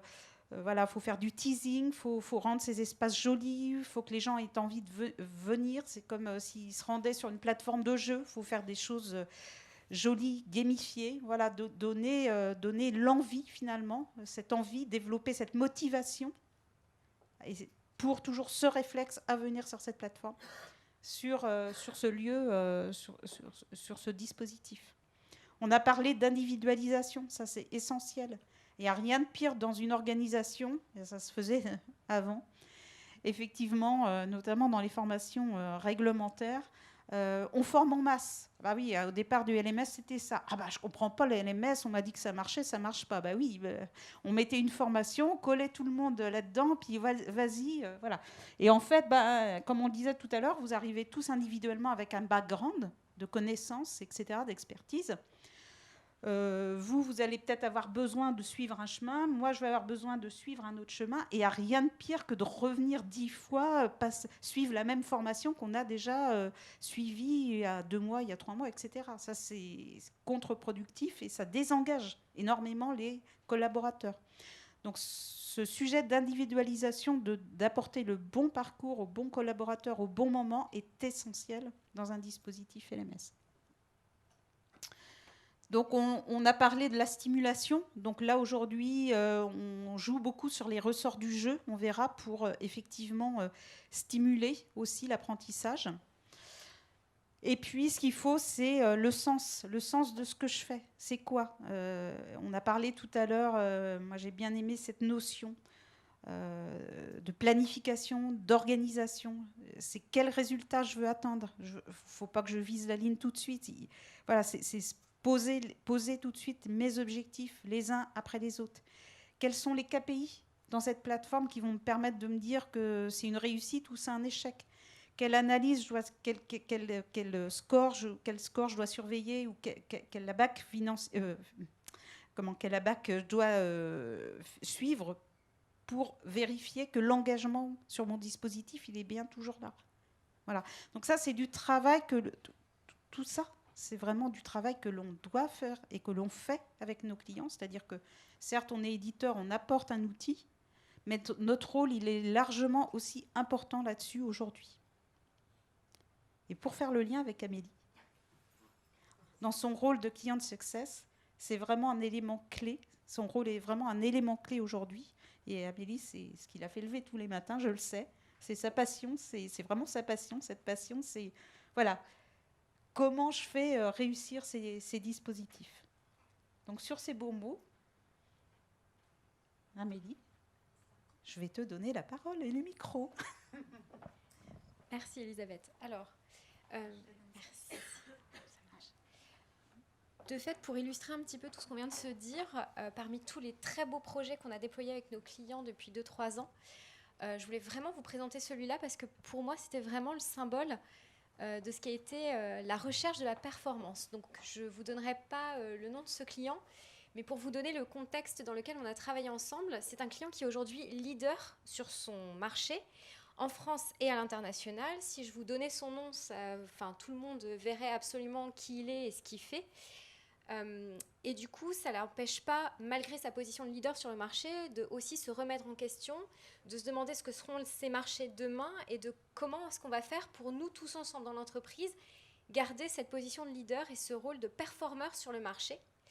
Et c'est dans ce contexte-là qu'ils ont proposé une nouvelle vision, un nouveau projet de transformation de l'entreprise qu'ils vont décliner en fait à l'ensemble de leurs collaborateurs. Et c'était ça le vrai challenge, c'est d'aller expliquer à leurs collaborateurs que oui, aujourd'hui, ils sont performants et que nous sommes tous performants, mais que demain, on va être encore plus performants et on va aller encore plus loin. Donc il fallait emmener des gens qui sont déjà à l'aise dans leur métier, qui connaissent très bien ce qu'ils font, qui sont des vrais experts, qui sont reconnus sur le marché pour être des experts. Et il va falloir leur dire, oui, ce que vous faites, c'est super, mais on peut aller encore plus loin, plus vite ensemble, et il va falloir le faire relativement vite, parce que si nous ne le faisons pas, tous nos concurrents, eux, vont le faire. Et c'est dans ce contexte-là qu'ils ont décidé de déployer ce projet, un projet de formation qui allait accompagner les collaborateurs sur 2 choses. Un, c'est ancrer ces nouveaux enjeux, leur faire comprendre le sens de ce nouveau projet, et 2, leur donner toutes les compétences et tous les éléments dont ils allaient avoir besoin pour transformer leur métier de demain. Sachant que, évidemment, comme dans tous les projets, il y avait des petits points de risque. D'abord que c'était un changement qui est très structurant, ça veut dire que vous alliez sortir vos collaborateurs d'une zone de confort sur laquelle ils étaient performants pour les mettre dans une zone de non-confort avec une transformation fondamentale de leur métier. La deuxième chose, c'est que sur ce projet, il y a 2 volets. Il y a un volet qui va concerner le métier, la compétence, l'expérience. Et il y a un métier qui est un peu moins sympa, un peu moins glamour, un peu moins vendeur, qui vont être les outils, dont des outils IT. Comment est-ce que demain, on va changer tous nos outils? Il va falloir qu'on forme tous nos collaborateurs à l'usage de nouveaux outils. Et on est tous bien placés pour le savoir qu'en général, quand il y a un nouvel outil qui arrive, c'est assez fastidieux, c'est assez casse-pied, on n'a pas très envie de se former sur des sujets incroyables comme Excel. Donc oui, c'était un peu challengeant. Et le 3e point, c'est que ce projet il a été décidé par le COMEX il y a assez peu de temps et que le deadline de déploiement était relativement courte. On avait, avec l'équipe L&D avec qui j'ai travaillé, 2 mois pour déployer l'intégralité du dispositif, sachant que ça touchait toute l'entreprise et qu'on partait de quasiment 0.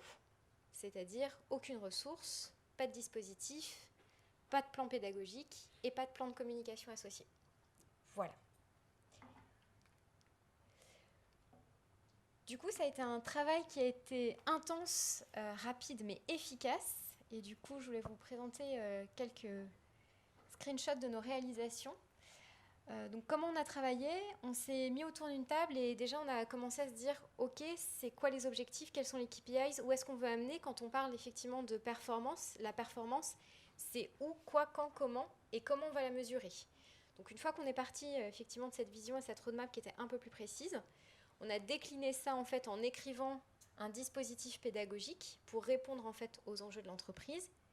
Et après, on s'est posé la question, une fois qu'on sait quoi, quand, comment, pour répondre à ces KPIs, qu'est-ce qu'on va mettre en place dans ce dispositif pour que les collaborateurs aient envie d'y aller et qu'on retrouve cette notion de plaisir. Parce qu'effectivement, comme le disait Elisabeth, on n'est pas tous fait pareil, on ne réfléchit pas tous pareil, on n'apprend pas tous pareil et on n'a pas du tout tous les mêmes leviers de motivation. Tous les matins, quand on va travailler, même si on travaillait tous dans la même entreprise, je suis intimement persuadée que ce qui nous fait nous lever, c'est pas la même chose entre vous, moi, Elisabeth, les autres, etc. Donc c'était comment est-ce qu'on va mettre tout ça en musique. Et donc du coup, voilà la réalisation. Donc on a créé un parcours qui va se dérouler sur à peu près 6 à 7 semaines. Chaque semaine va représenter une étape qui donne le sens en fait du dispositif. On a travaillé sur des dispositifs qui sont 100% gamifiés. Donc on est bien d'accord que quand on parle de gamification, on n'a pas infantilisé les collaborateurs. Alors oui, on gagne des badges, oui, on a des dispositifs pédagogiques un peu sympathiques, un peu différents à réaliser. Oui, on travaille entre pairs, on fait de la compétition, on essaye de travailler un petit peu sur tous les leviers de motivation de gamers qu'on va retrouver dans le dispositif. Mais par contre, on reste quand même adapté à qui sont les collaborateurs dans cette entreprise et on ne fait pas d'eux des grands enfants devant une grosse console. On est bien d'accord qu'on est là dans un objectif stratégique pour l'entreprise. On a ouvert des espaces de partage parce qu'effectivement, c'est ce qu'on se disait, l'équipe, la co-construction, la collaboration, c'est important. Des espaces de partage pour qu'ils échangent entre eux, des espaces de partage pour qu'ils valorisent leurs bonnes pratiques. On leur a proposé par exemple de créer ce qu'on appelle nous des black books. Donc c'est un système où chaque fois que j'ai une bonne idée, je vais pouvoir aller poster ma bonne pratique et la partager avec les autres. On a travaillé aussi sur un plan de communication qui sont en lien direct avec les besoins et les enjeux, de telle façon qu'à n'importe quel moment où je me situe dans ce dispositif pédagogique, je sais où je suis, je sais ce que j'ai à y faire, je comprends les règles du jeu et je sais pourquoi j'y viens et qu'est-ce que ça m'apporte.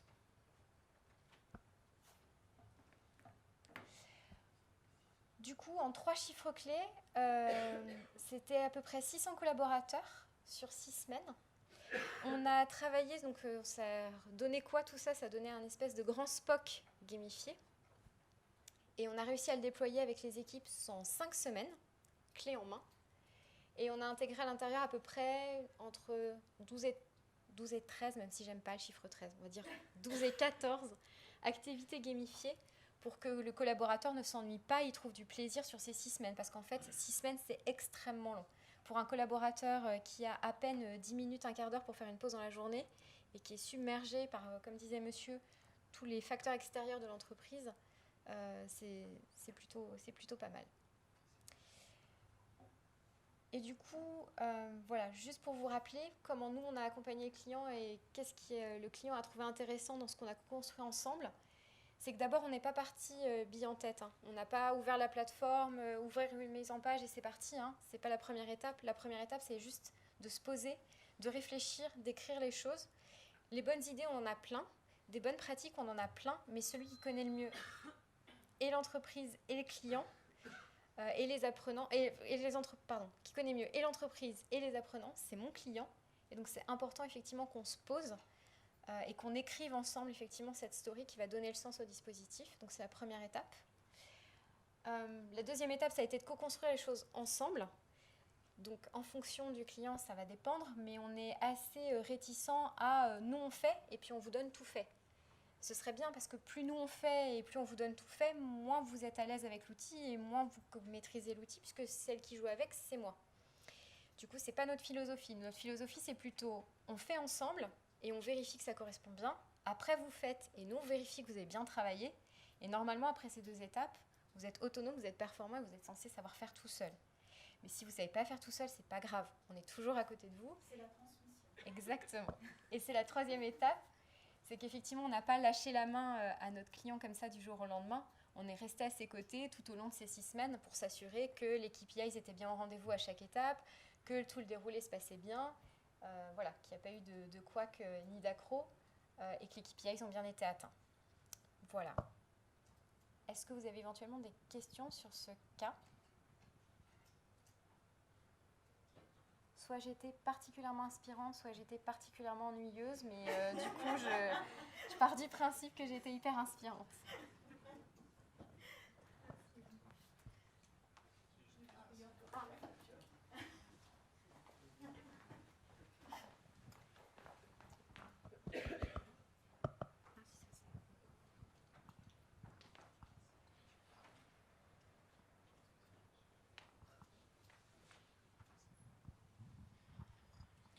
Bonjour. Bonjour. Alors, ma petite question, ça concerne le contexte, en fait, dans quel était le contenu de ces modules, en fait. Pourquoi ça a duré sur 6 semaines, en particulier, sans pour autant trahir le nom du client, parce qu'apparemment, c'est pas, c'est pas possible de le divulguer, mais quelles étaient les populations cibles dans ce contexte? Est-ce que ça touchait toute l'entreprise? Donc, parce que je vois 600 personnes, est-ce que c'était la totalité? Est-ce que c'était une population? Alors, je ne pourrais pas vous donner le détail du contenu parce qu'effectivement, c'est extrêmement confidentiel et nos clients nous font confiance, donc on ne le dira pas. Pourquoi est-ce qu'on a établi une durée de 6 semaines? 6 semaines, c'était nécessaire parce que pour emmener les collaborateurs de l'endroit où ils étaient à où est-ce qu'ils iront demain, il y avait à peu près 5 à 6 étapes qui étaient nécessaires. Il y en a 5 qui ont permis aux collaborateurs de comprendre à chaque fois. Donc, c'est comprendre, anticiper, intégrer et vérifier que j'ai bien intégré. Donc à chaque fois, c'était la constitution de chacune de ces étapes. Et la dernière, en fait, c'était une sorte d'étape éléphant, ce que nous on appelle des étapes éléphants. Donc ça sert juste à bien s'assurer que l'ancrage est bon, que la compréhension est bonne, et que demain, mes collaborateurs ressortent du dispositif en ayant bien tout compris. Donc c'est pour ça qu'on a étalé ça sur 6 semaines. Voilà. D'accord. Et sur la population, pour répondre à votre question, non, c'est pas tout le monde. Donc c'est essentiellement, pour vous faire un parallèle peut-être compréhensible pour tous vos métiers différents, techniciens et cadres, pas de manager, pas de comex, pas de haut dirigeants. C'était vraiment l'ensemble des collaborateurs opérationnels, voilà, tournés vers la partie production. D'accord. Et l'objectif, c'était aussi de leur donner l'acculturation digitale, vu qu'ils partaient de zéro. Alors non, c'est pas forcément de leur donner une acculturation au digital, ça faisait pas partie des enjeux du dispositif. Même si effectivement, par rapport à ce sujet-là, c'est effectivement un bon point, c'est que l'aisance par rapport à ce type de dispositif, donc des MOOC intégrés à l'entreprise avec des activités gamifiées, etc., il y en a pour qui l'adhésion elle a été quasi immédiate, enfin ça a extrêmement bien marché. Et il y en a pour qui, effectivement, l'adhésion a été un peu plus longue, mais dans le plan de communication qu'on a co-construit avec le client, on avait déjà identifié ces risques et on avait construit des plans de com pour qu'effectivement, on puisse ne pas être répétitif par rapport aux personnes qui adhéraient très vite et continuer à aller chercher ceux qui avaient besoin d'un petit peu plus de temps. Est-ce que ça a répondu à votre question? Non, je vais parler fort. Allez-y. Là, vous avez évoqué... Ah, pardon, j'ai coupé la parole. Non, vas-y Thierry, vas-y Thierry. T'en prie. Merci. Vous avez évoqué l'aspect gamification. On sait que des populations d'adultes peuvent avoir des difficultés à adhérer du jeu. Moi, ce qui m'interpelle, c'est, vous avez évoqué 10 jeux différents. Comment on peut créer un tout dans 10 activités ludiques? Alors, est-ce que je réponds d'abord à monsieur, peut-être? Alors, quand je dis gamifier, on est bien d'accord que ce qu'on va appeler gamifier, ça va rester proportionné et coordonné par rapport au nom de nos clients et à leur population. Effectivement, si vous me dites que votre population, c'est une population, alors pour être extrêmement cliché, d'ingénieurs qui sont très techniques et qui sont très concrets, ce ne sera pas les mêmes activités qu'on va proposer. Si vous me dites, bah voilà, moi, mon cœur d'activité, c'est l'IT, ma population en moyenne, elle a moins de 35 ans, ils passent leur vie sur leur smartphone. Et ensuite, comment est-ce qu'on crée du lien? C'est parce qu'on a travaillé tout en amont à la première étape sur la story. On gamifie pas parce que ça fait plaisir et on va pas réfléchir à plein d'idées comme ça dans le hasard. C'est juste, on écrit une histoire qui est cohérente et qui emmène le collaborateur. Et une fois qu'on a écrit cette histoire, les activités gamifiées qu'on positionne dedans, elles sont en lien avec cette story pour toujours garder le sens. Et effectivement, vous avez raison. Sinon, vous pouvez développer plein de choses, hein. Mais si ça n'a fait aucun sens, vous allez perdre vos collaborateurs qui seront plus motivés parce qu'ils ne comprendront pas ce que vous leur demandez. Sur quels critères vous êtes-vous basé pour créer les formes de groupement? Alors c'est peut-être lié à la story, mais il y en a probablement d'autres, sachant qu'il y a la contrainte de temps, il y a le nombre de collaborateurs, il y a les compétences des collaborateurs, dans le travail en amont, notamment. Comment j'ai travaillé avec les équipes, côté administrateur, vous voulez dire, côté L&D, etc. Oui, oui. Alors, en fait, il y a eu 2 méthodes. Il y a une méthode qui n'est pas très glorieuse, mais qui marche très bien. C'est la méthode de la dictateur. Donc, on ouvre un espèce de doodle, chacun remplit, et puis l'endroit où j'arrive à mettre le plus de monde possible, ils sont condamnés à venir travailler avec moi. Ils n'ont pas le choix. Mais vous inquiétez pas, ça se passe bien. Ils ont de l'eau, de la lumière, et en général, ils ressortent vivants. Et ensuite, on a travaillé sur des systèmes de partage. En fait, on déploie tous nos dispositifs sur des plateformes de test, dites de recettes, de sandbox. Et donc, nous, on travaille dessus et ensuite, on ouvre des périodes de recettes, de validation. Ensuite, on fait des temps de feedback et on ajuste comme ça. On marche en mode itératif. Voilà. Est-ce que ça a répondu à votre question? Donc, c'est une méthode agile que vous utilisez, y compris pour la conception pédagogique? Tout à fait. Et donc ce dispositif, sachant que vous avez développé quelque chose qui dure 6 semaines, combien de temps a duré la conception? Mais je veux dire temps total, pas le temps de travail.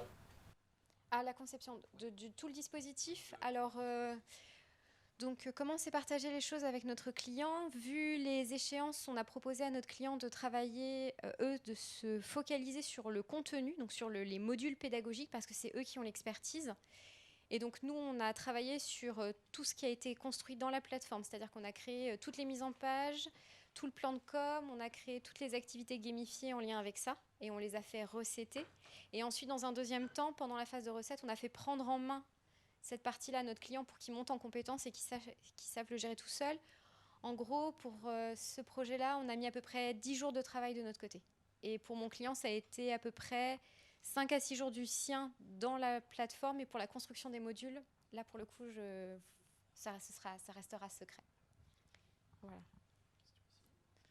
Bonjour, je suis ici. Voilà. Dans la conduite de ce projet, je m'interrogeais sur les phases au moment desquelles vous avez peut-être pu associer les apprenants. J'ai entendu que vous les aviez associés au moment de la communication pour l'adhésion. Est-ce que vous avez pu les associer au moment de la conception pour notamment favoriser l'expérience utilisateur, ou est-ce que ça s'est fait vraiment entre le client et vous ?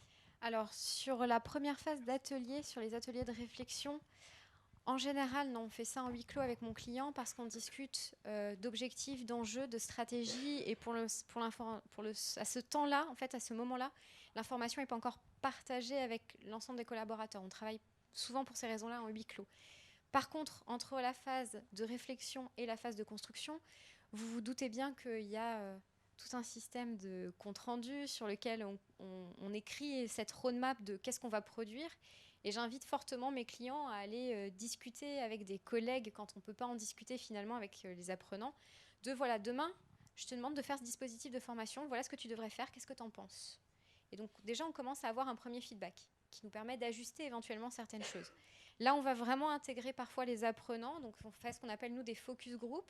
Donc là, c'est pareil, hein, c'est la méthode un peu dictateur, mais on enferme des apprenants dans une salle pendant 1 heure et on leur fait tester le dispositif tant qu'il est en sandbox, donc encore en test, pour avoir des feedbacks et travailler sur les ajustements. Je ne le fais pas systématiquement avec tous mes clients, c'est le client qui me dit si c'est une étape qui l'intéresse ou pas, mais moi j'invite fortement à le faire. Donc en général, c'est plutôt sur la partie du milieu. Merci pour votre présentation, pour le partage, et bravo. Je suis consultant de transformation de PMO. J'aimerais savoir, alors que vous avez fait bien allusion à vos KPI, un peu plus de détails, s'il vous plaît, si c'est possible. Oui, vous voulez des détails sur quel... Sur les KPI spécifiquement, quels étaient les KPI que vous avez utilisés? Alors, en fait, on a travaillé sur 2 types de KPIs. On a travaillé sur des KPIs internes court terme et des KPIs internes long terme, avec des KPIs intermédiaires. Donc, les internes court terme, ça a été juste de se dire, au moment du lancement, est-ce qu'il y a de l'adhésion? Est-ce qu'ils comprennent le sens? Et est-ce qu'ils reviennent sur la solution? Donc là, c'était vraiment des KPIs factuels de taux de connexion et de taux de pénétration du dispositif par rapport à la cible qu'on s'était fixée. Ça, c'est vraiment issu du LMS. Après, on a eu des KPIs qui étaient plus moyen terme. Donc là, ce sont des piquages que l'on fait à échéance régulière sur le dispositif pour se dire, si je prends 10 collaborateurs dans l'ascenseur le matin, qui sont inscrits à ce dispositif de formation, est-ce qu'ils y comprennent toujours le sens? Est-ce qu'ils y adhèrent? Est-ce que les messages qu'on veut faire passer sont bien passés? Est-ce qu'ils sont capables de le reformuler pour être sûr que l'ancrage commence à venir? Et ensuite, on a des KPIs long terme qu'on déploie à froid via nos systèmes d'évaluation, sur lesquels on va aller s'assurer que le message est bien compris. Et au-delà de sa compréhension, c'est que j'ai commencé à initier du changement dans mon comportement. Là, pour le coup, cette montée en compétences, elle sert vraiment, non pas à vous apprendre à faire quelque chose de nouveau, mais vous engager à faire différemment et du coup à faire nouveau. Et du coup, il fallait qu'on s'assure qu'au-delà du fait que j'ai compris, c'est que j'ai envie de le mettre en pratique. Et donc, c'est ça qu'on a vérifié sur le moyen-long terme. Juste, je me permets de rebondir sur ce que vous dites. Je suis toujours là. Justement, la formation, elle sert, enfin, si on reprend le titre, former pour performer, est-ce que vous avez pu mesurer en quoi la formation a permis de monter d'un cran et qu'il y ait une traduction opérationnelle dans l'acte professionnel qui permet de performer? Alors, c'est toujours un vrai point, ces KPIs, parce qu'on prend vraiment le temps d'en discuter avec nos clients. Pourquoi? Parce qu'effectivement, vous avez raison. Si jamais je vois, par exemple, qu'il y a une transformation dans l'attitude, est-ce que c'est dû au fait que mon dispositif de formation qu'on a déployé, il était bon? Ou est-ce que c'est parce que, en fait, j'ai croisé mes collègues à la machine à café qui m'ont dit que c'était super?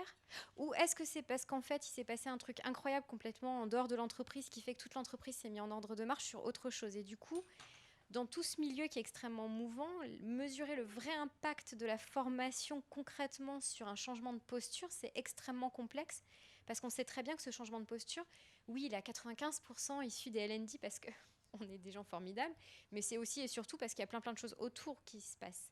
Donc en général, ce qu'on fait, c'est qu'on fait toujours des systèmes avec des KPIs perpendiculaires, enfin, qui essayent de se croiser tout en donnant du sens. On va essayer de croiser à la fois les KPIs de performance sur un dispositif. Est-ce que les gens y sont bien allés?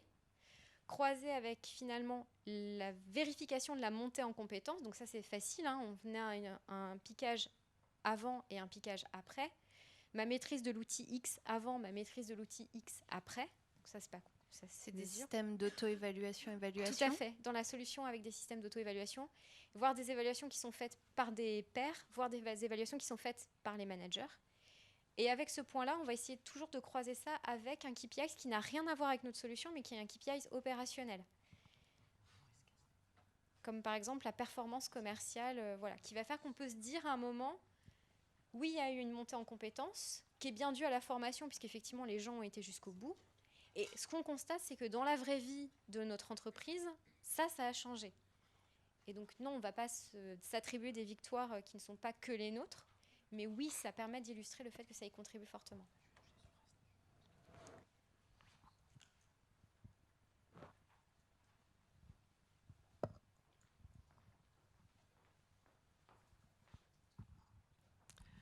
Bonjour, moi j'ai une question sur le temps de formation en fait. Est-ce que l'entreprise a décidé de planifier ou voilà, de mettre des délais pour la formation? Vous disiez qu'il y avait 6 semaines, donc je suppose que les gens doivent trouver le temps de formation dans la semaine. Est-ce que c'était imposé? Est-ce que les gens devaient se débrouiller pour trouver un temps et quel temps était-il? Alors, le temps était imposé, donc il y avait bien une date de lancement et une date de clôture. Cette date de clôture, elle était entérinée par l'intervention d'un membre du COMEX et la date de départ était lancée par l'intervention d'un membre du COMEX. Donc, du coup, oui, c'était extrêmement fixé. Et non, il n'y a pas eu de... Comment dire ? Enfin, il n'y a pas eu une campagne qui a dit à tous les managers, bon bah voilà, tous les mardis entre 14h et 18h, tous vos collaborateurs inscrits à la formation, ils arrêtent tout ce qu'ils font, ils se forment. C'était pas la stratégie. La stratégie, c'était de dire, on laisse le collaborateur libre de planifier ses séances de formation, puisqu'effectivement, y a plus le matin, plus le soir, et puis ça dépend du facteur. Ce qui est compliqué dans ce genre de cas, c'est comment on fait, parce qu'on a tous plein de bonnes intentions en général, on a tous super envie d'aller faire ce SPOC incroyable, et puis finalement je reçois un mail, j'ai un appel, j'ai une réunion qui fait que ah ben non mais je ferai ça tout à l'heure, et puis il est 19h30 et donc on rentre chez soi quand même à un moment. Et donc du coup on a construit en fait le plan de communication justement pour essayer d'engager les gens à trouver des bons créneaux. Et on a travaillé sur le dispositif pédagogique avec mes clients pour essayer de faire des capsules qui soient de plus en plus courtes. Et aussi un système, alors là techniquement je ne vais pas rentrer dans les détails, mais dans notre solution on a des systèmes qui permettent en fait de personnaliser le parcours de formation au fur et à mesure de vos progressions. Donc typiquement si toutes les deux on est inscrites à l'étape 1, vous allez terminer l'étape 1 avec 75% de bonnes réponses parce que vous êtes beaucoup plus doué que moi qui a terminé l'étape 1 avec 35% de bonnes réponses. Du coup l'étape 2 que vous allez avoir derrière va être beaucoup plus light sur certains sujets et peut-être approfondi sur d'autres. Et ce ne sera pas le même cas pour moi. Je n'aurai pas les mêmes approfondissements. Ce qui permet effectivement aux collaborateurs de toujours se dire qu'il ne perd pas son temps parce que ce à quoi il accède est bien calé sur ce dont il a besoin. Mais par contre, oui, derrière, c'est tout un plan de com qu'on construit avec le client pour faire en sorte que les collaborateurs arrivent à accorder un petit peu de temps à la formation, ce qui est le plus difficile pour nous aujourd'hui. Et parfois aussi des artifices, c'est du coup les temps de regroupement qui peuvent aussi timer, apporter un peu de rythme, entre guillemets un peu obligé. C'est-à-dire on s'organise un peu comme on veut sur la planification. Par contre, vous savez que là, par exemple, il y a une classe virtuelle, il faut que vous ayez tout fait un certain nombre de modules. Vous avez une séance en présentiel, ou vous avez une séance d'échange avec des pairs, etc. Qui va venir aussi un petit peu vous obliger à respecter une certaine cadence. Dernière question qu'on puisse enchaîner.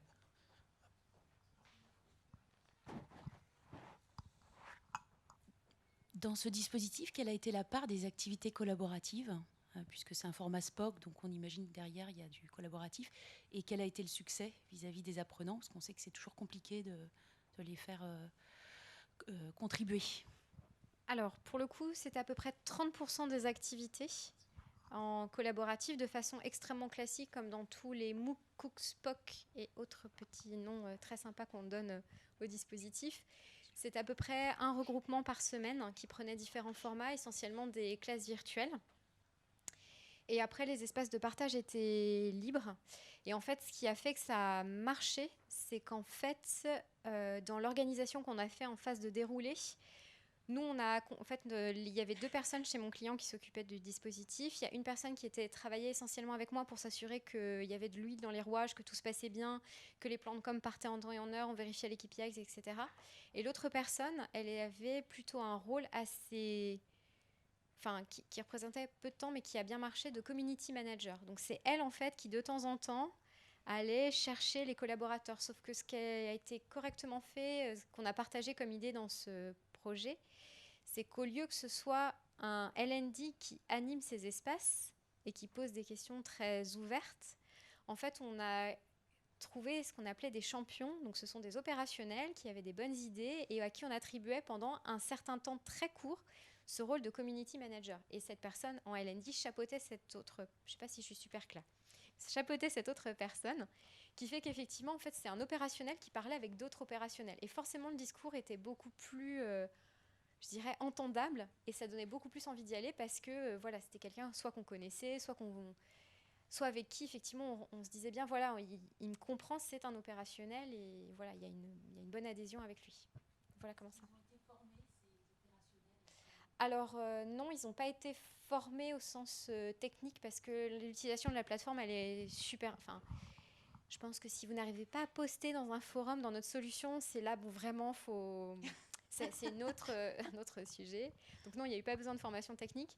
Par contre, non, en fait, c'est ce que je vous disais, comme la personne L&D coachait finalement cet opérationnel, c'était juste identifier les bonnes pratiques, donner 2-3 tuyaux en 15-20 minutes, c'était fait et ça marchait très bien. Et si, de toute façon, s'il y avait un doute, l'opérationnel pouvait toujours contacter son L&D et du coup échanger avec lui. Merci Amélie. J'espère qu'on vous aura donné des bonnes idées ou une autre vision, une autre perspective effectivement sur la manière d'aborder le développement des compétences en entreprise en s'appuyant effectivement sur les ressorts du sport.